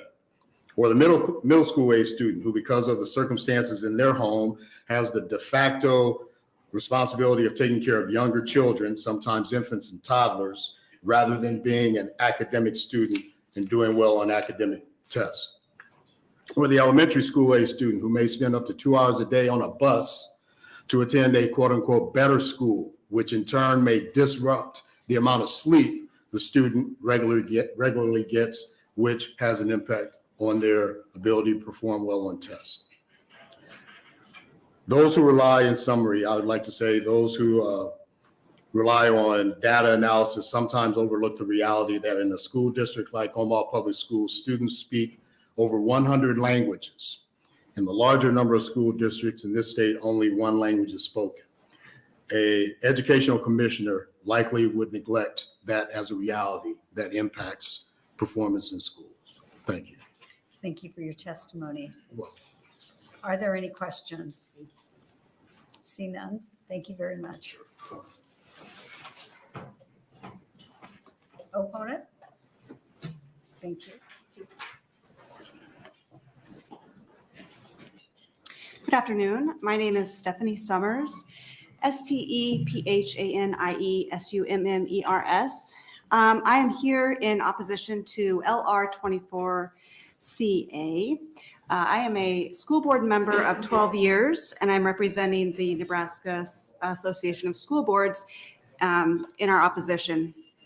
I think part of the main reason, obviously, is Nebraska Association of School Boards likes elections and the voice of the people to be heard and to choose their representatives at the local level.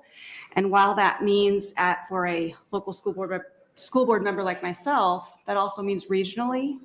And as a school board member, my state school board representative represents me as a school board member, and I can talk to them about the 650 students that I represent. The voice of the people, I agree with Senator Conrad, I feel was heard.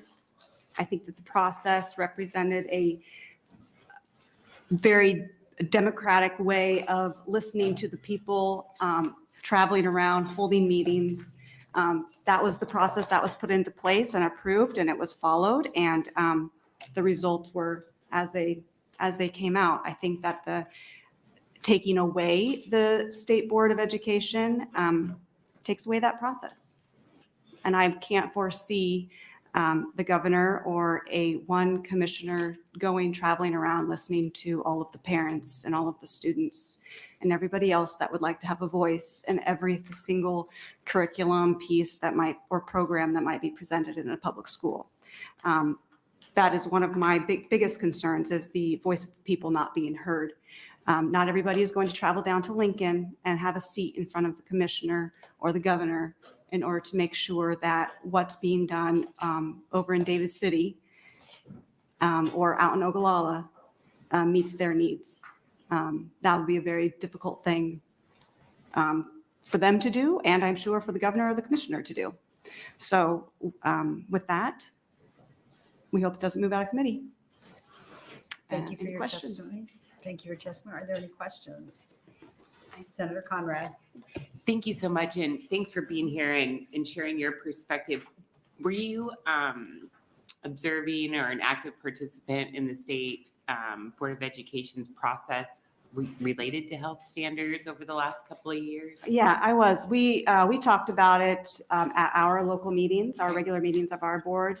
We had several conversations as a board on whether or not we wanted to make a statement. We had community members come to our school board meetings. We didn't really have a lot, but there were some concerns that came about during that time.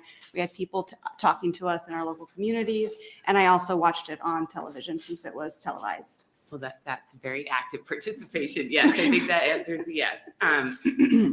You know, and this issue popped up occasionally when I was out on the campaign trail knocking doors. That some time had passed, so maybe it wasn't as top of mind for folks as it was just maybe a year or so ago. But, you know, one thing that, well, many things, but one thing that in particular confused me about the debate the whole way through, and I'd love to get your perspective on it as a local board rep, was I never saw anything in the proposal that was mandatory in regards to local school boards. And I didn't see anything in the proposal that changed the current law, which allowed parents to opt out if that wasn't the right curriculum for their family. Did I miss something in that debate, or did you have a chance to review those two components of the issue? Yes, and that was that component of it, the non-mandating that you know, and none of those kind of elected types of curriculum we need to adopt. And so that was one of the major conversation points that we had with our constituents and with my fellow board members, was that anything that was passed from the state with those particular health standards, we didn't have to adopt. And that was going to be a local decision between us and our community members. And so with that being said to all of our constituents, there really wasn't that much of a concern because nothing had been adopted. We were still in the process. And so we just communicated that to our constituents, and yeah, it went well. Very good. Thanks so much. Appreciate it. Thank you for your testimony. Are there any other opponents?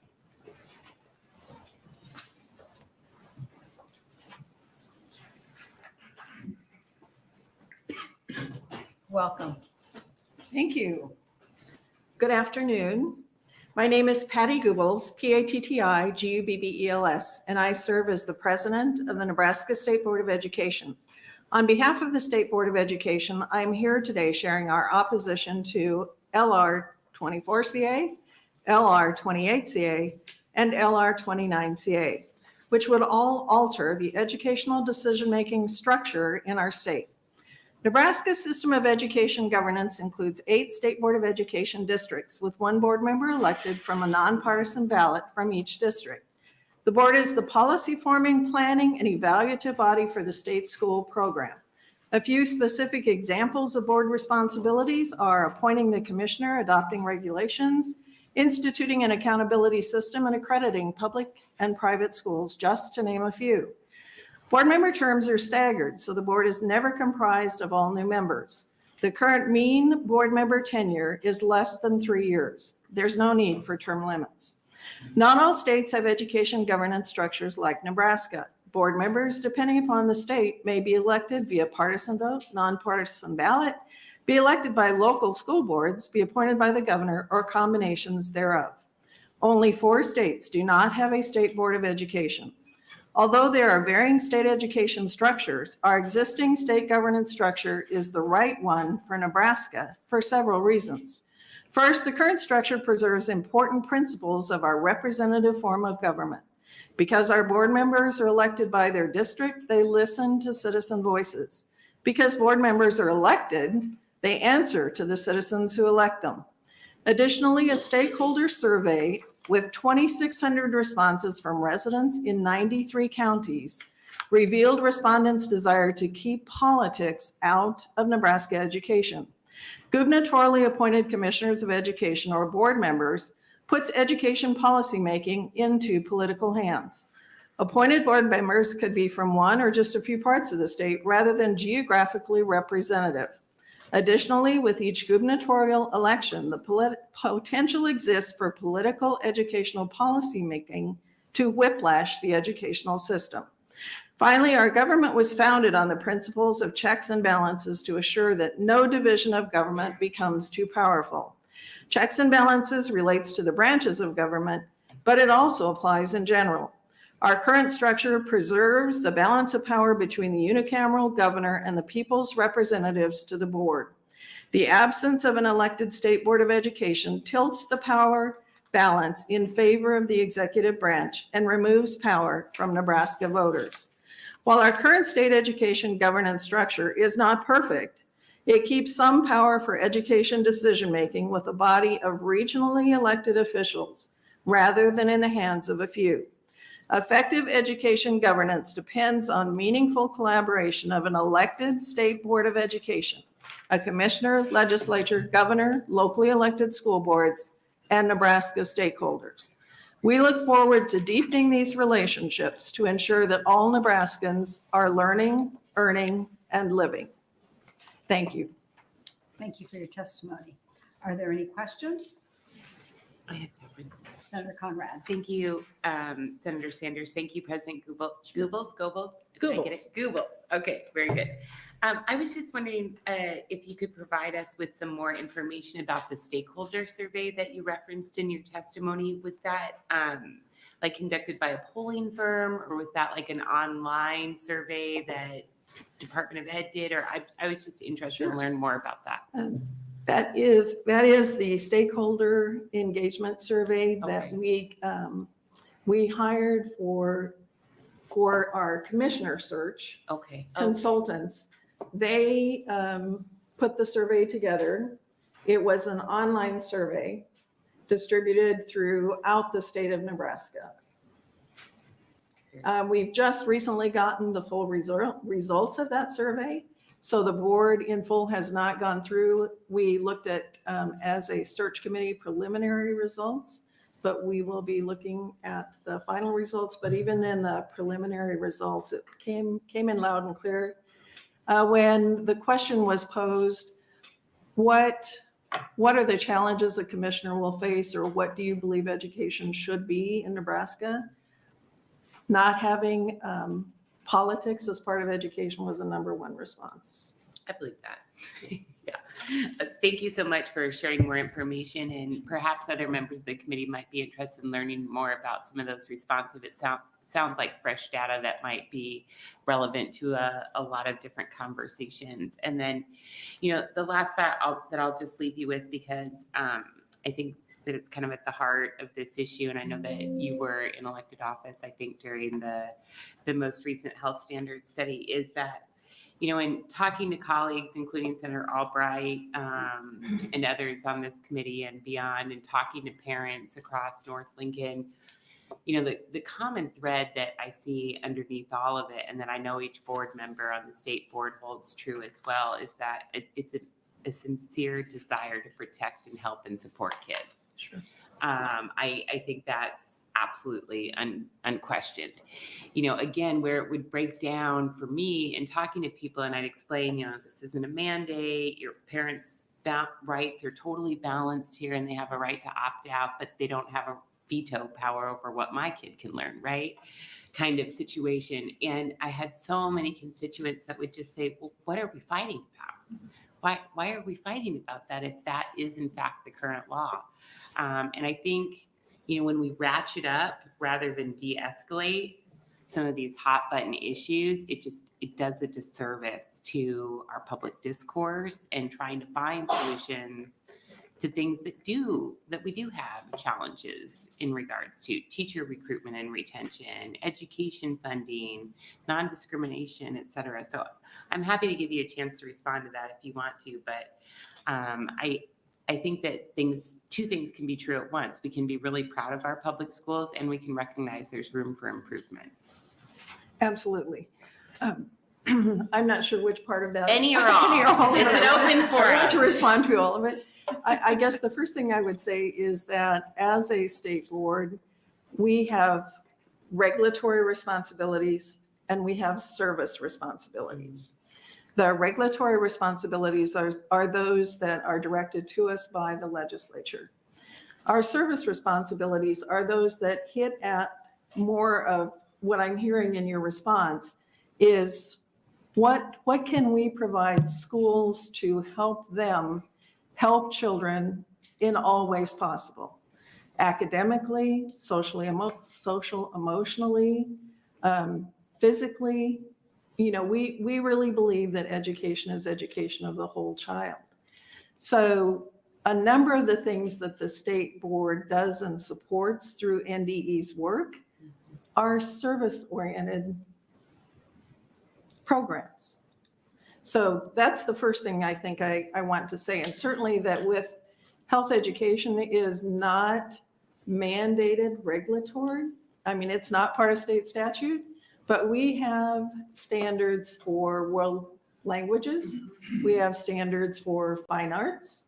So, and those are provided, again, as a service to school districts, saying, here are our standards that we believe are important, but as a local district, because we believe in local control, you can pick and choose any of these standards that you think are appropriate, because we recognize one size does not fit all.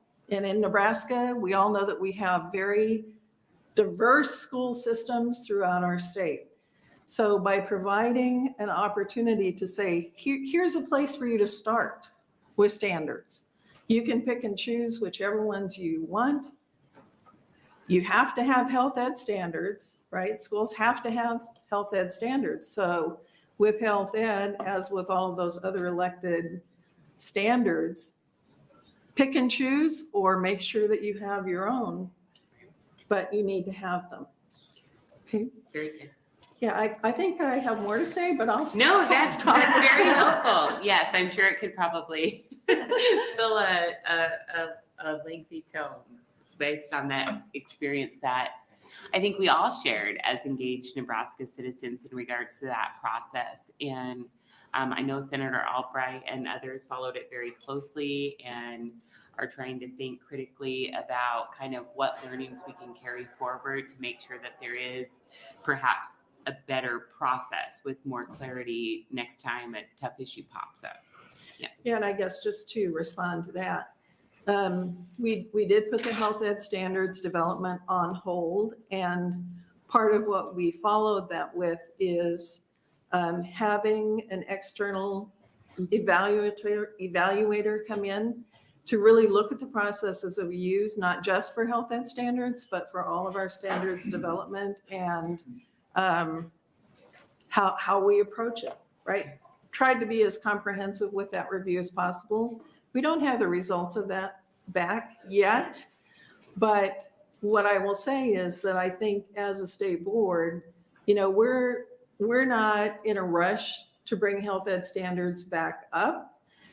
We recognize that there are critical issues in education that we need to be addressing. For example, the teacher shortage. In that stakeholder survey, that was one of the top things that was identified as issues perceived by the public.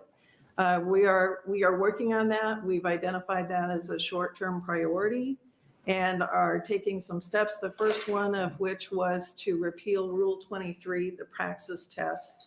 Right. That passed. That. Yeah. Yes. Okay. Sorry, I didn't mean to run it. Oh, Yeah. Thank you. Thank you. Thank you. Thank you. Are there, Senator Wayne? So can you tell me the difference between an accredited and approved school? Yes, accredited schools have to meet with all of the NDE regulations and requirements. Approved schools do not have that same level of standard that they have to meet.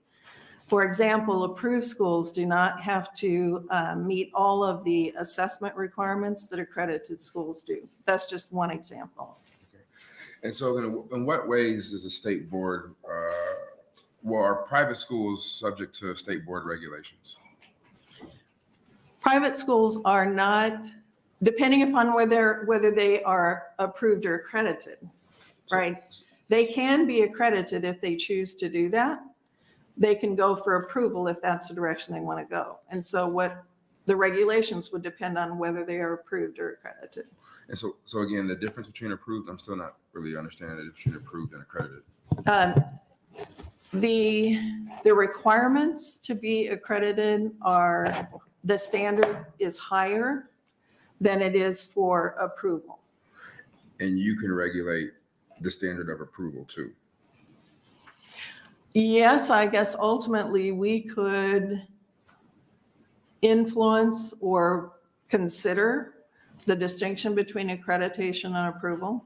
So you don't write the rules on accreditation and approval, what the difference are? We do. So then you set the standard for private schools, what they're approved or accredited. So you oversee them too. We do. We set those requirements or guidelines, yes. So you can make them the same as public school or different than public school. So you We- guys have we the authority to could. do that. But we recognize that there are some schools that may not have the resources to meet all of the requirements of an accredited school. Because Okay, well, some of it's staffing. Right. I just keep hearing that today in the floor debate, and not necessarily a part of this bill, but that there's no oversight. But the fact of the matter is there is oversight, and it's all underneath the State Board of Education. The State Board of Education has oversight on a number of things, yes. Thank you. Thank you. Thank you. Thank you. Don't think we have any other questions. Thank you for your testimony. Thank you. Are there any other opponents?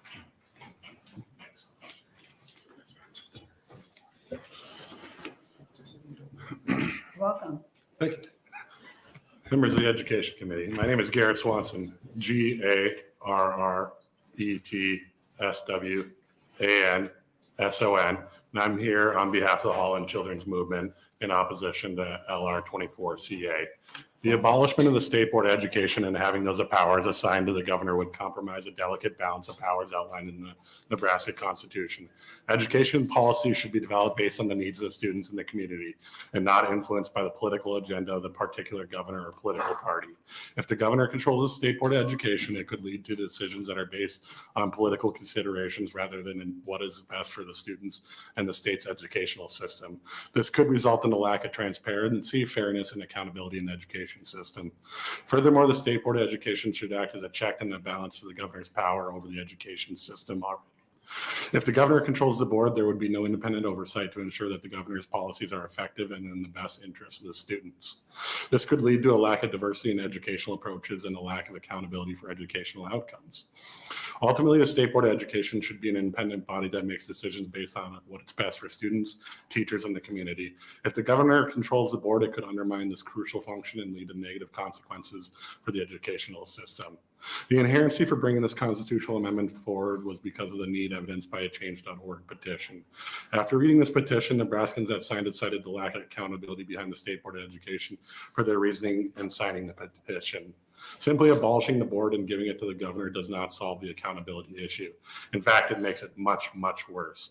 If this passes, the governor will have no oversight over their educational decisions and therefore no accountability besides a recall vote. Even then, according to Nebraska Revised Statute 32-1303, a recall vote requires the signatures of 35% of registered voters who participated in the gubernatorial election, making it next to impossible to hold a vote. In comparison, recalling a State Board of Education member is much easier, though still difficult, only requiring a petition signature from 30% of voters in the board member's district. In conclusion, this constitutional amendment worsens the problem it is supposed to fix, and there are better solutions the legislature can look into to address the grievances that led to this proposal. Thank you. Thank you. Are there any questions? See none. Thank you very much for your Thank you. testimony. Are there any other opponents?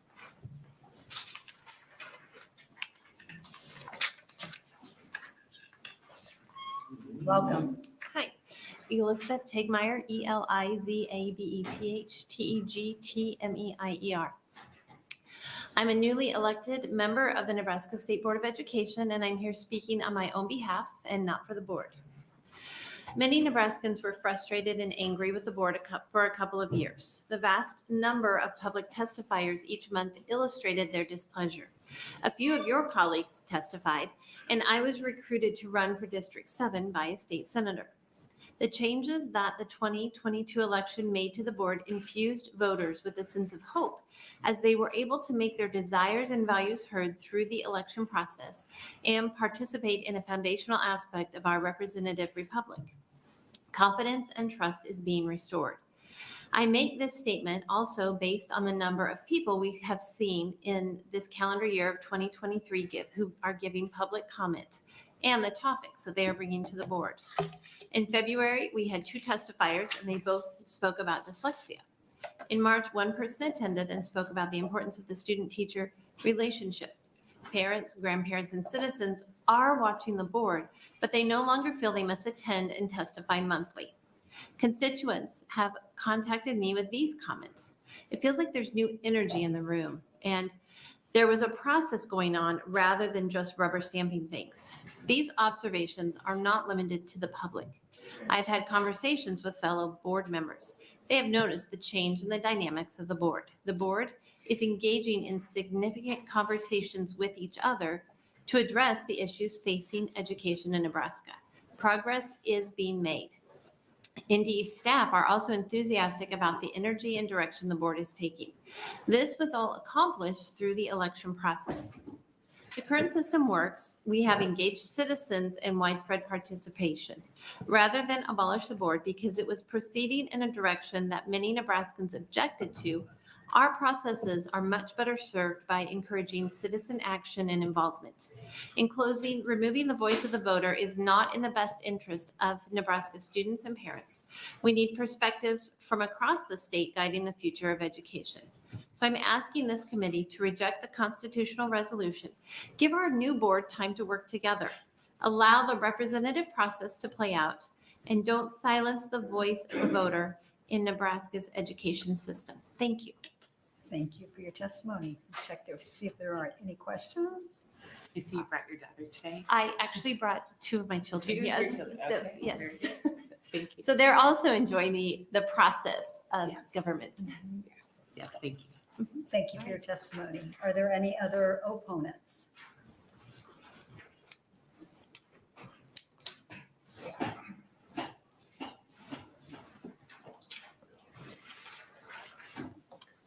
Welcome again. Thank you to the board.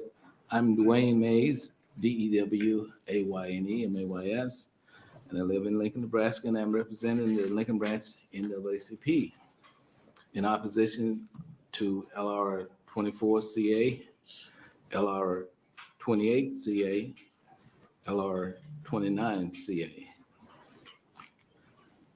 Again, please don't take amendments to the Nebraska Constitution lightly, as we believe that such amendments should be considered with depth, impact, and on future generations. So this is drastic. Also, the impact of all Nebraskans should be studied and given sincere consideration. The NAACP opposes LR 24CA, LR 28CA, and LR 29CA. And so I'm offering all those to you at this one time so that I don't have to come back. Duly noted. Thank you. So thank you so much. Because what I would say would be similar because of the impact of this particular measure. I said we oppose it is because its purpose is to take away the educational decision power of the Nebraska Constitution, which allows for local control of the state education commission by eliminating the elected board, by taking away that power and the control from the people and giving it to the governor. It takes away the freedom of the people in Nebraska and their ability to have an input or direct input into the governance situations. These actions are being proposed while these are efforts in the legislature to increase the term limits of the state legislators. You're proposing that, but here you're taking away some of the freedoms there or efforts there. Efforts to implement this proposed amendment exacerbates the efforts to place education in the hands of trained experts rather than political appointees. Thank you in advance for providing all Nebraskans an opportunity to thrive and to do well. Please vote no on LR 24CA, LR 28CA, and LR 29CA. And thank you for your testimony. Let me check if there are any questions. Thank you. I see none. Thank you. Are there any other opponents? Welcome back. Thank you. I am in opposition of 3, but I'm young and have the energy, so I will be here for all 3. My name is Jacob Carmichael, J-A-C. Whoa, okay, sorry. JACOBCARMICHAEL. And I am here today in opposition to LR 24CA. I would just like to start by thanking Senator Conrad for your line of questioning in the bill's introduction and getting to the point that this is a drastic measure in response to the first draft of the health standards that the State Board of Education put out, which I would just like to note is part of the process. Putting out a draft, public hearing, revising, the same thing that this committee does. But I would like to just point out that at every 68 seconds, an American is sexually assaulted, and every 9 minutes, that victim is a child. Meanwhile, only 25 out of every 1,000 perpetrators will end up in prison. The new draft, this is the second draft because this is from last year. The new draft removes terms like birth control, contraception, sexual abstinence, as well as homophobia, transgender, asexual, and other LGBTQ terminology. It also removes the medical names of body parts, including genitalia. This bill, or this resolution, to get rid of it based on the absolute opposition to the health standards is ridiculous. Teaching medical terminology and accurate medical terminology to children is one of the best ways for children to be able to advocate for themselves in these situations. If they do not learn about themselves, if they do not learn about their bodies with accurate ways, it is significantly more difficult for them to go to the police and learn what is correct and not. I know that's not necessarily the topic, but that's what this is in response to. This is a drastic measure in response to the senator not liking the first draft of a bill or of standards that were put out by a Board of Education. I'm disappointed. Thank you. Thank you for your testimony. Are there any questions? I see none. Thank you. Thank you. Are there any other opponents? Any in the neutral? What? Opponent?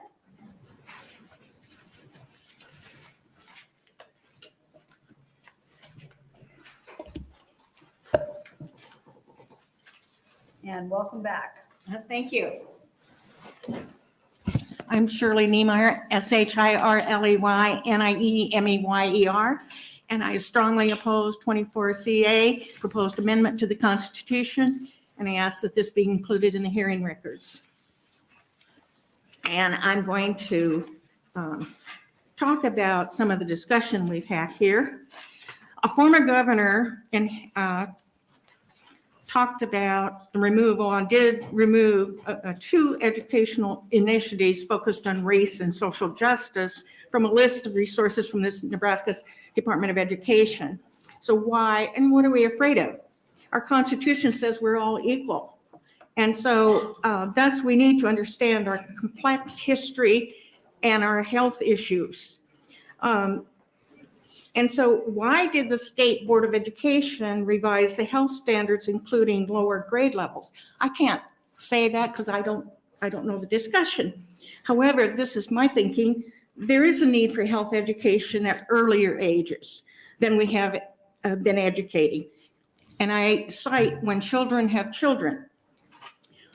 The youngest recorded U.S. birth mother was 9 years old. And there are several that are 10 and many that are 11, 12, 13. And often these are the result of rape and incest. So that indicates we need more education at younger ages than we may have thought.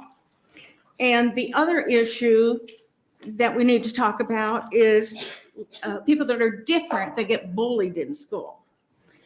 Lesbian, gay, and bisexual students are 2 to 3 times more likely to be bullied. And they're more likely to miss school and almost 5 times as likely to attempt suicide.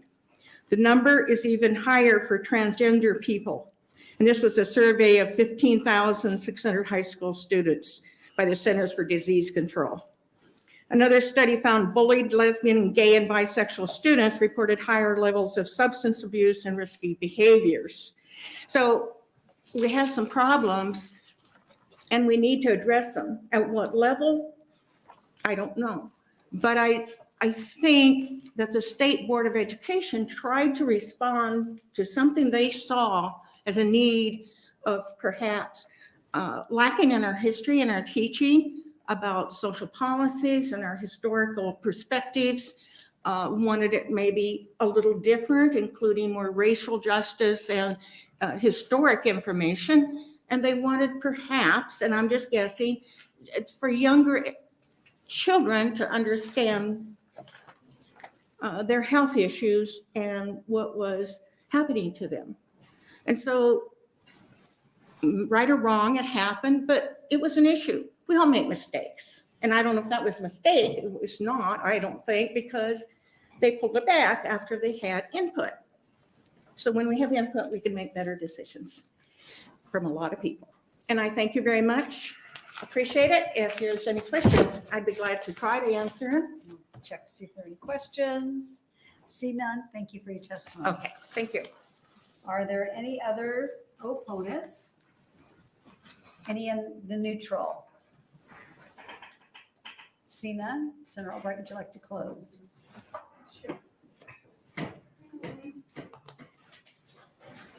I also have, I think, I have a count of. Oh.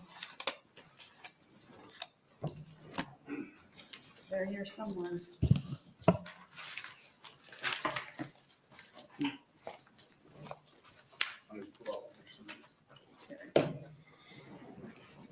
Thank you. For the record, we had 4 proponents, 70 opponents, and 0 in the neutral. Thank you. Thank you to those of you who are here for the whole session. I guess it's only Senator Sanders, but welcome back, everyone. If you'd like a recap, see me later. But, honestly, I don't know anything about a petition that was circulating.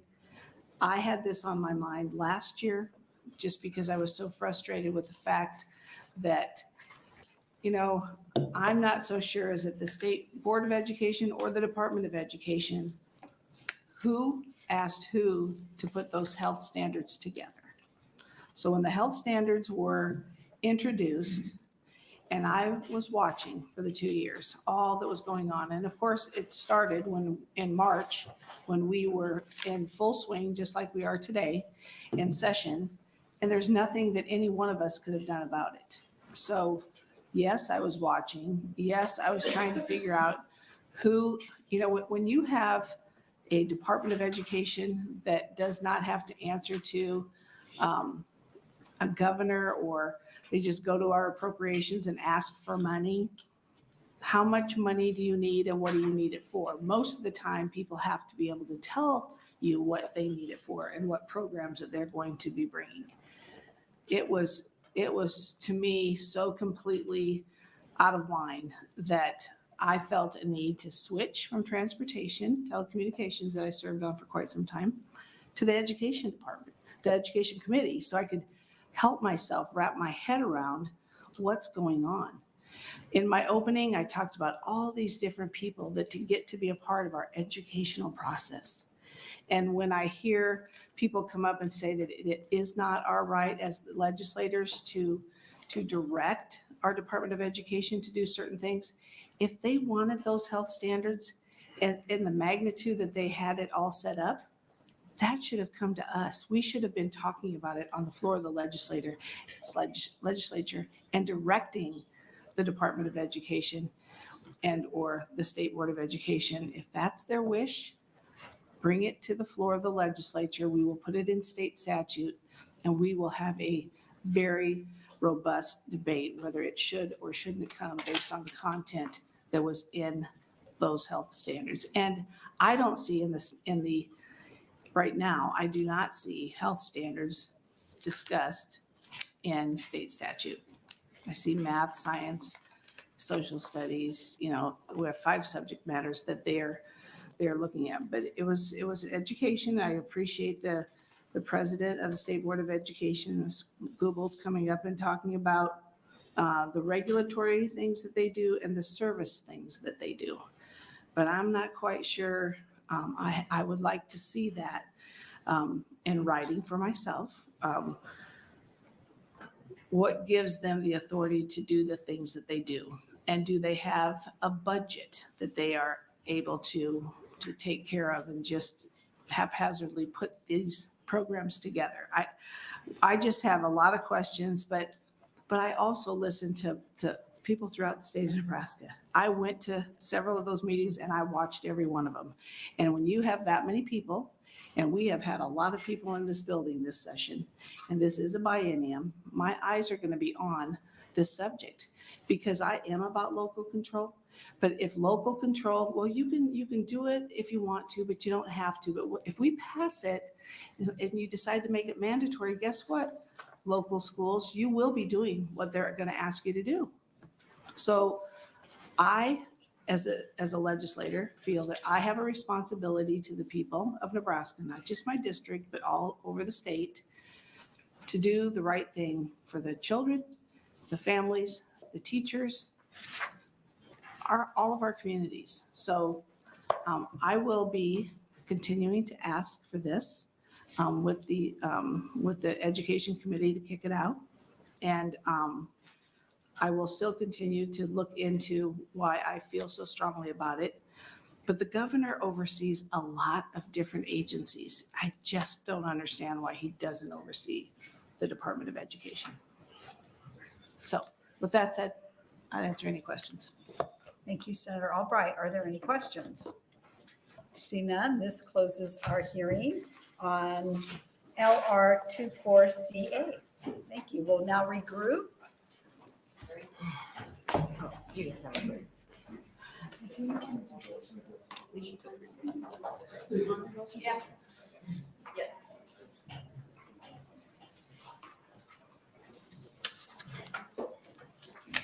Okay. You're fine. Okay, I understand Senator Linehan would like to open up on LR 28CA and LR 29CA together. So when you come up, you just give green sheets if you want to talk on both subjects. Senator Linehan. Good afternoon, Vice Chair Albright and members of the Education Committee. I'm Luann Linehan, LOUANNLINEHAN. And I'm from Legislative District 39, which is Elkhorn and Waterloo in Douglas County. Today I'm introducing LR 28CA. Go ahead and introduce the next. LR 28CA is a constitutional amendment that changes how the membership of the State Board of Education is obtained. This constitutional amendment also would impose term limits on the State Board of Education. The constitutional amendment is one that seeks to make the State Board of Education more accountable. As you read the bill, you may have noticed that I have staggered the terms of the Board of Education. 2 members would have a term of 2 years, 2 members 4 years, and 3 for 6 years. My goal with this is to ensure the Board of Education is revolving. The board is always made up of new perspectives to eliminate complacency. These members will be appointed by the governor with advice and consent of the legislature. The members could also be reappointed for another 6 years upon completion of their term or term of another member. LR 28CA would also change the makeup of the Board of Education, dropping it from 8 members to 7 members. So when I looked at this, and I've actually before health standards.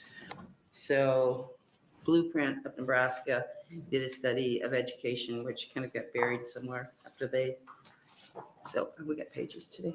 Yes, page. If you'll hand these out for me, please. This is where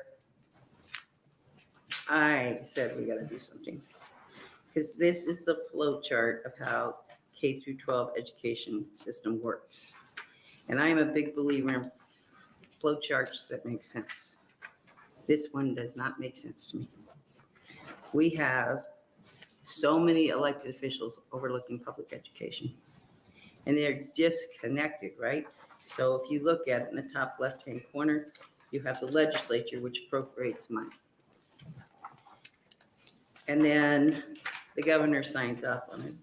And the governor has an advisory board that's appointed by the governor, Nebraska Education Telecommunications Commission, Nebraska Information Technology Commission, Nebraska Library Commission, Nebraska Board of Educational Lands and Funds, Technical Advisory Group for Statewide Assessment.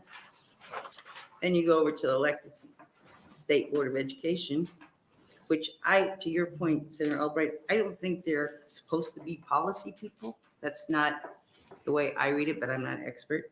They're supposed to, their main job, and they've got other jobs I think I think we don't have a good enough understanding in this committee what they all do, and we probably should correct that. But a lot of their job is just making sure all the schools are following federal laws. A lot of federal money washes through the Department of Ed. Then the board hires a commissioner, and then we've got the service units.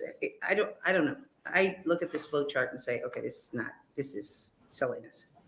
Not that all these people in each of these positions aren't great people, but I worked in my federal service, don't get mad at me, anybody that might be watching, though I doubt anybody, the Department of State is watching me. I worked at the Department of State and I worked with the Department of Defense. And this is what a Department of State flow chart would look like. Because they like it, nobody's ever really in charge. Well, when Powell was there, he was definitely in charge because they had different flow charts. In the Department of Defense, you know who the boss is, you know who the next boss is, you know who you take orders for. And most importantly, and this is what I think we miss in education, you know where the buck stops. It stops with the 4-star at the top. We don't have the buck doesn't stop anywhere here. It just goes around in circles. So not anything they've done, just seeing this flow chart and we spend, I'm not saying it's too much or it's too little. I think it's enough, but others would argue with me. As a state, we spend when I say state, I don't mean just our general funds, but in property taxes, this doesn't include federal funding. Property taxes and state pay $4.4 billion a year on education. And we have a flow chart that nobody knows who's in charge. So that's why I'm concerned about.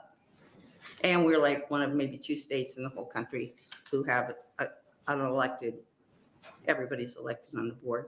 Most states, they're appointed. There are some states that looks like a legislative compromise. Half are appointed, half are elected.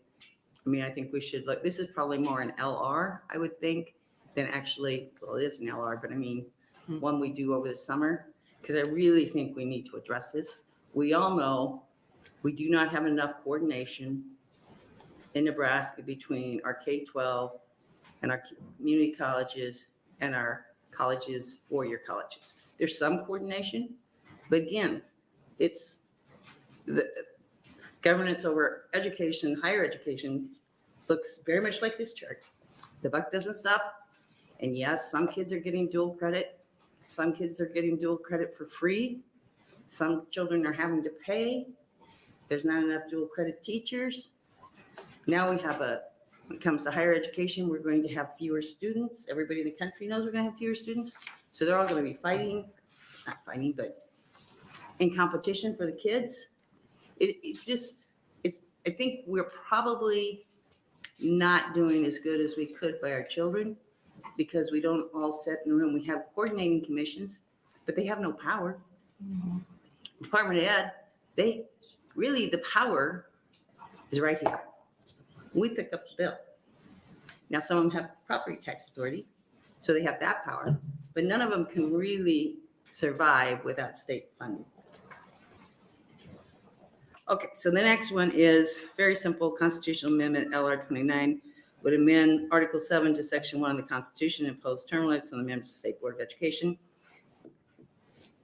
I don't like term limits in the legislature. I don't think I would probably sign on to never having some kind of limit. But what we're doing, what Dover's bill does, unless I'm wrong, is it's 12 years. It's not forever, it's 12 years. This is my 7th year here. I've been chairman of the Revenue Committee this is my 5th year, and I still learn new things every day about our tax code. It's not good for the state. And it really, the people that think they want term limits, if they understood how much, somebody said this in I think it was a letter to the editor of the World Herald. If you had a company and they fired all their employees every 8 years, you'd be out of business. Because you do almost anything if you kept somebody for 8 years to keep them.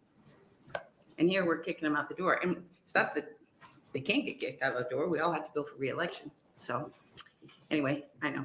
Thank you.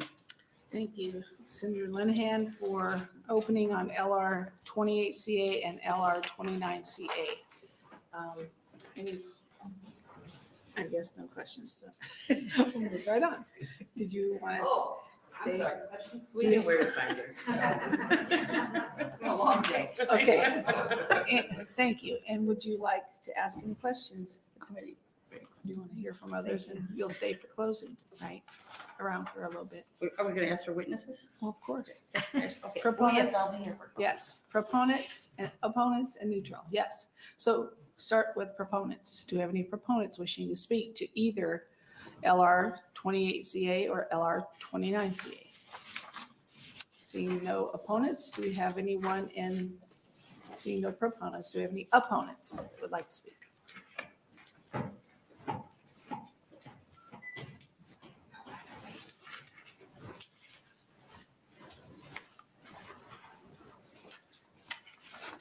Hi. Welcome. Good afternoon again. My name is again Stephanie Summers, STEPHANIESUMMERS, and I am a school board member representing Davis City Public Schools, and I'm here also representing the Nebraska Association of School Boards in our opposition to 28CA. A lot of the same things apply to what I talked about in LR 24. Anytime you're taking away the people's voice through the election process, that's a concern. Having people being able to choose their representative instead of a governor choosing it for them, I think that that's the better process there. More specifically, though, too, the term limits, I have a huge concern with that. I've been a member of my board for 12 years. I just won re-election, and I'm a little concerned as to my mental health on why I did that. But I think term limits were a mistake for the Nebraska Legislature. And I think that you can just use the institutional knowledge that people have after they have been in office, regardless of what level of government they're in, it's huge after you've been here for several years. It takes you almost a full term. In my opinion, took me 4 years as a school board member to really even understand all of the things that, all of the decisions in all of the different areas, and working with my superintendent and really making really knowledgeable decisions for our students. And I can only imagine what that is either at the state board level. Now you're making it for the entire state instead of local. And then also as a legislature where you have so many different topics that you have to know so much about. So I'm hopeful that the extension of term limits works for this body, because I think that can only be helpful for the state. And so I really don't like the fact that there would be term limits for LR 28. I think that the people of the state should be able to decide whether or not they want somebody to continue to represent them, just as they do on a local school board. And so with that, we will oppose LR 28CA. Thank you for your testimony. Any questions of the committee? Nope, seeing none. Thank you for being here. Any other opponents wishing to speak?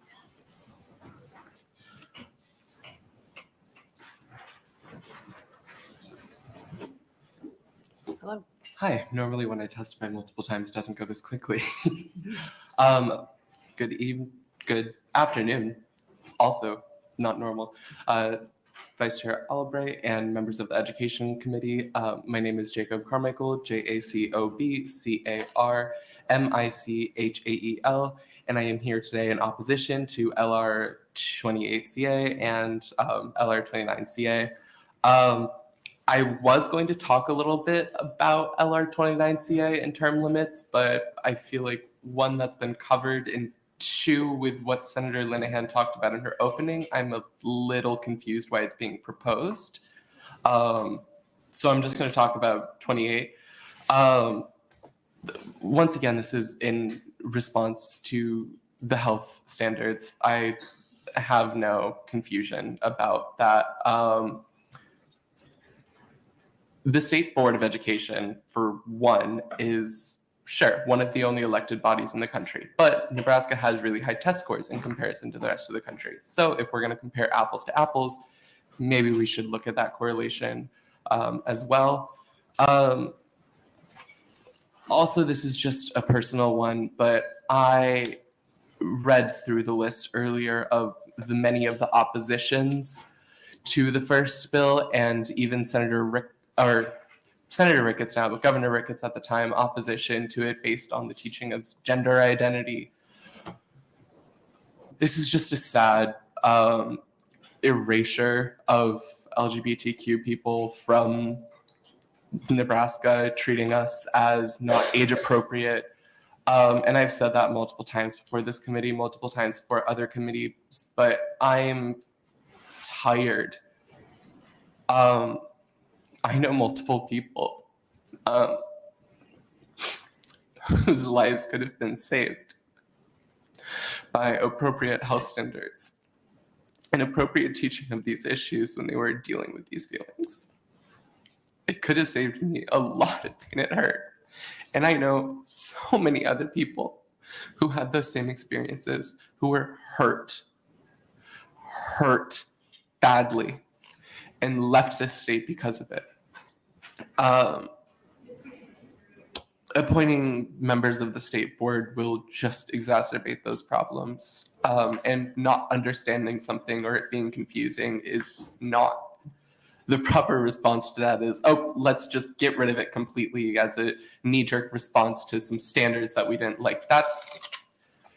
It's shameful and it's hurtful, and I hurt every day I am in this body and I look at amendments and proposals and all of that, and I know that so much of it is in opposition to my existence.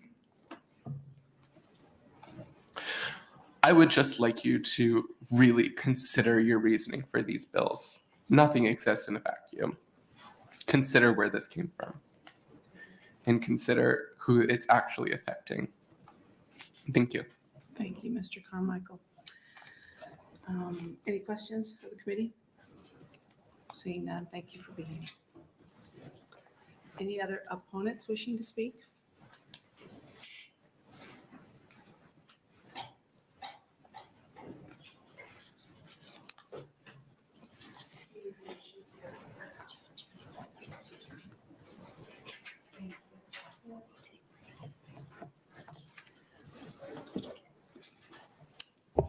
Welcome again.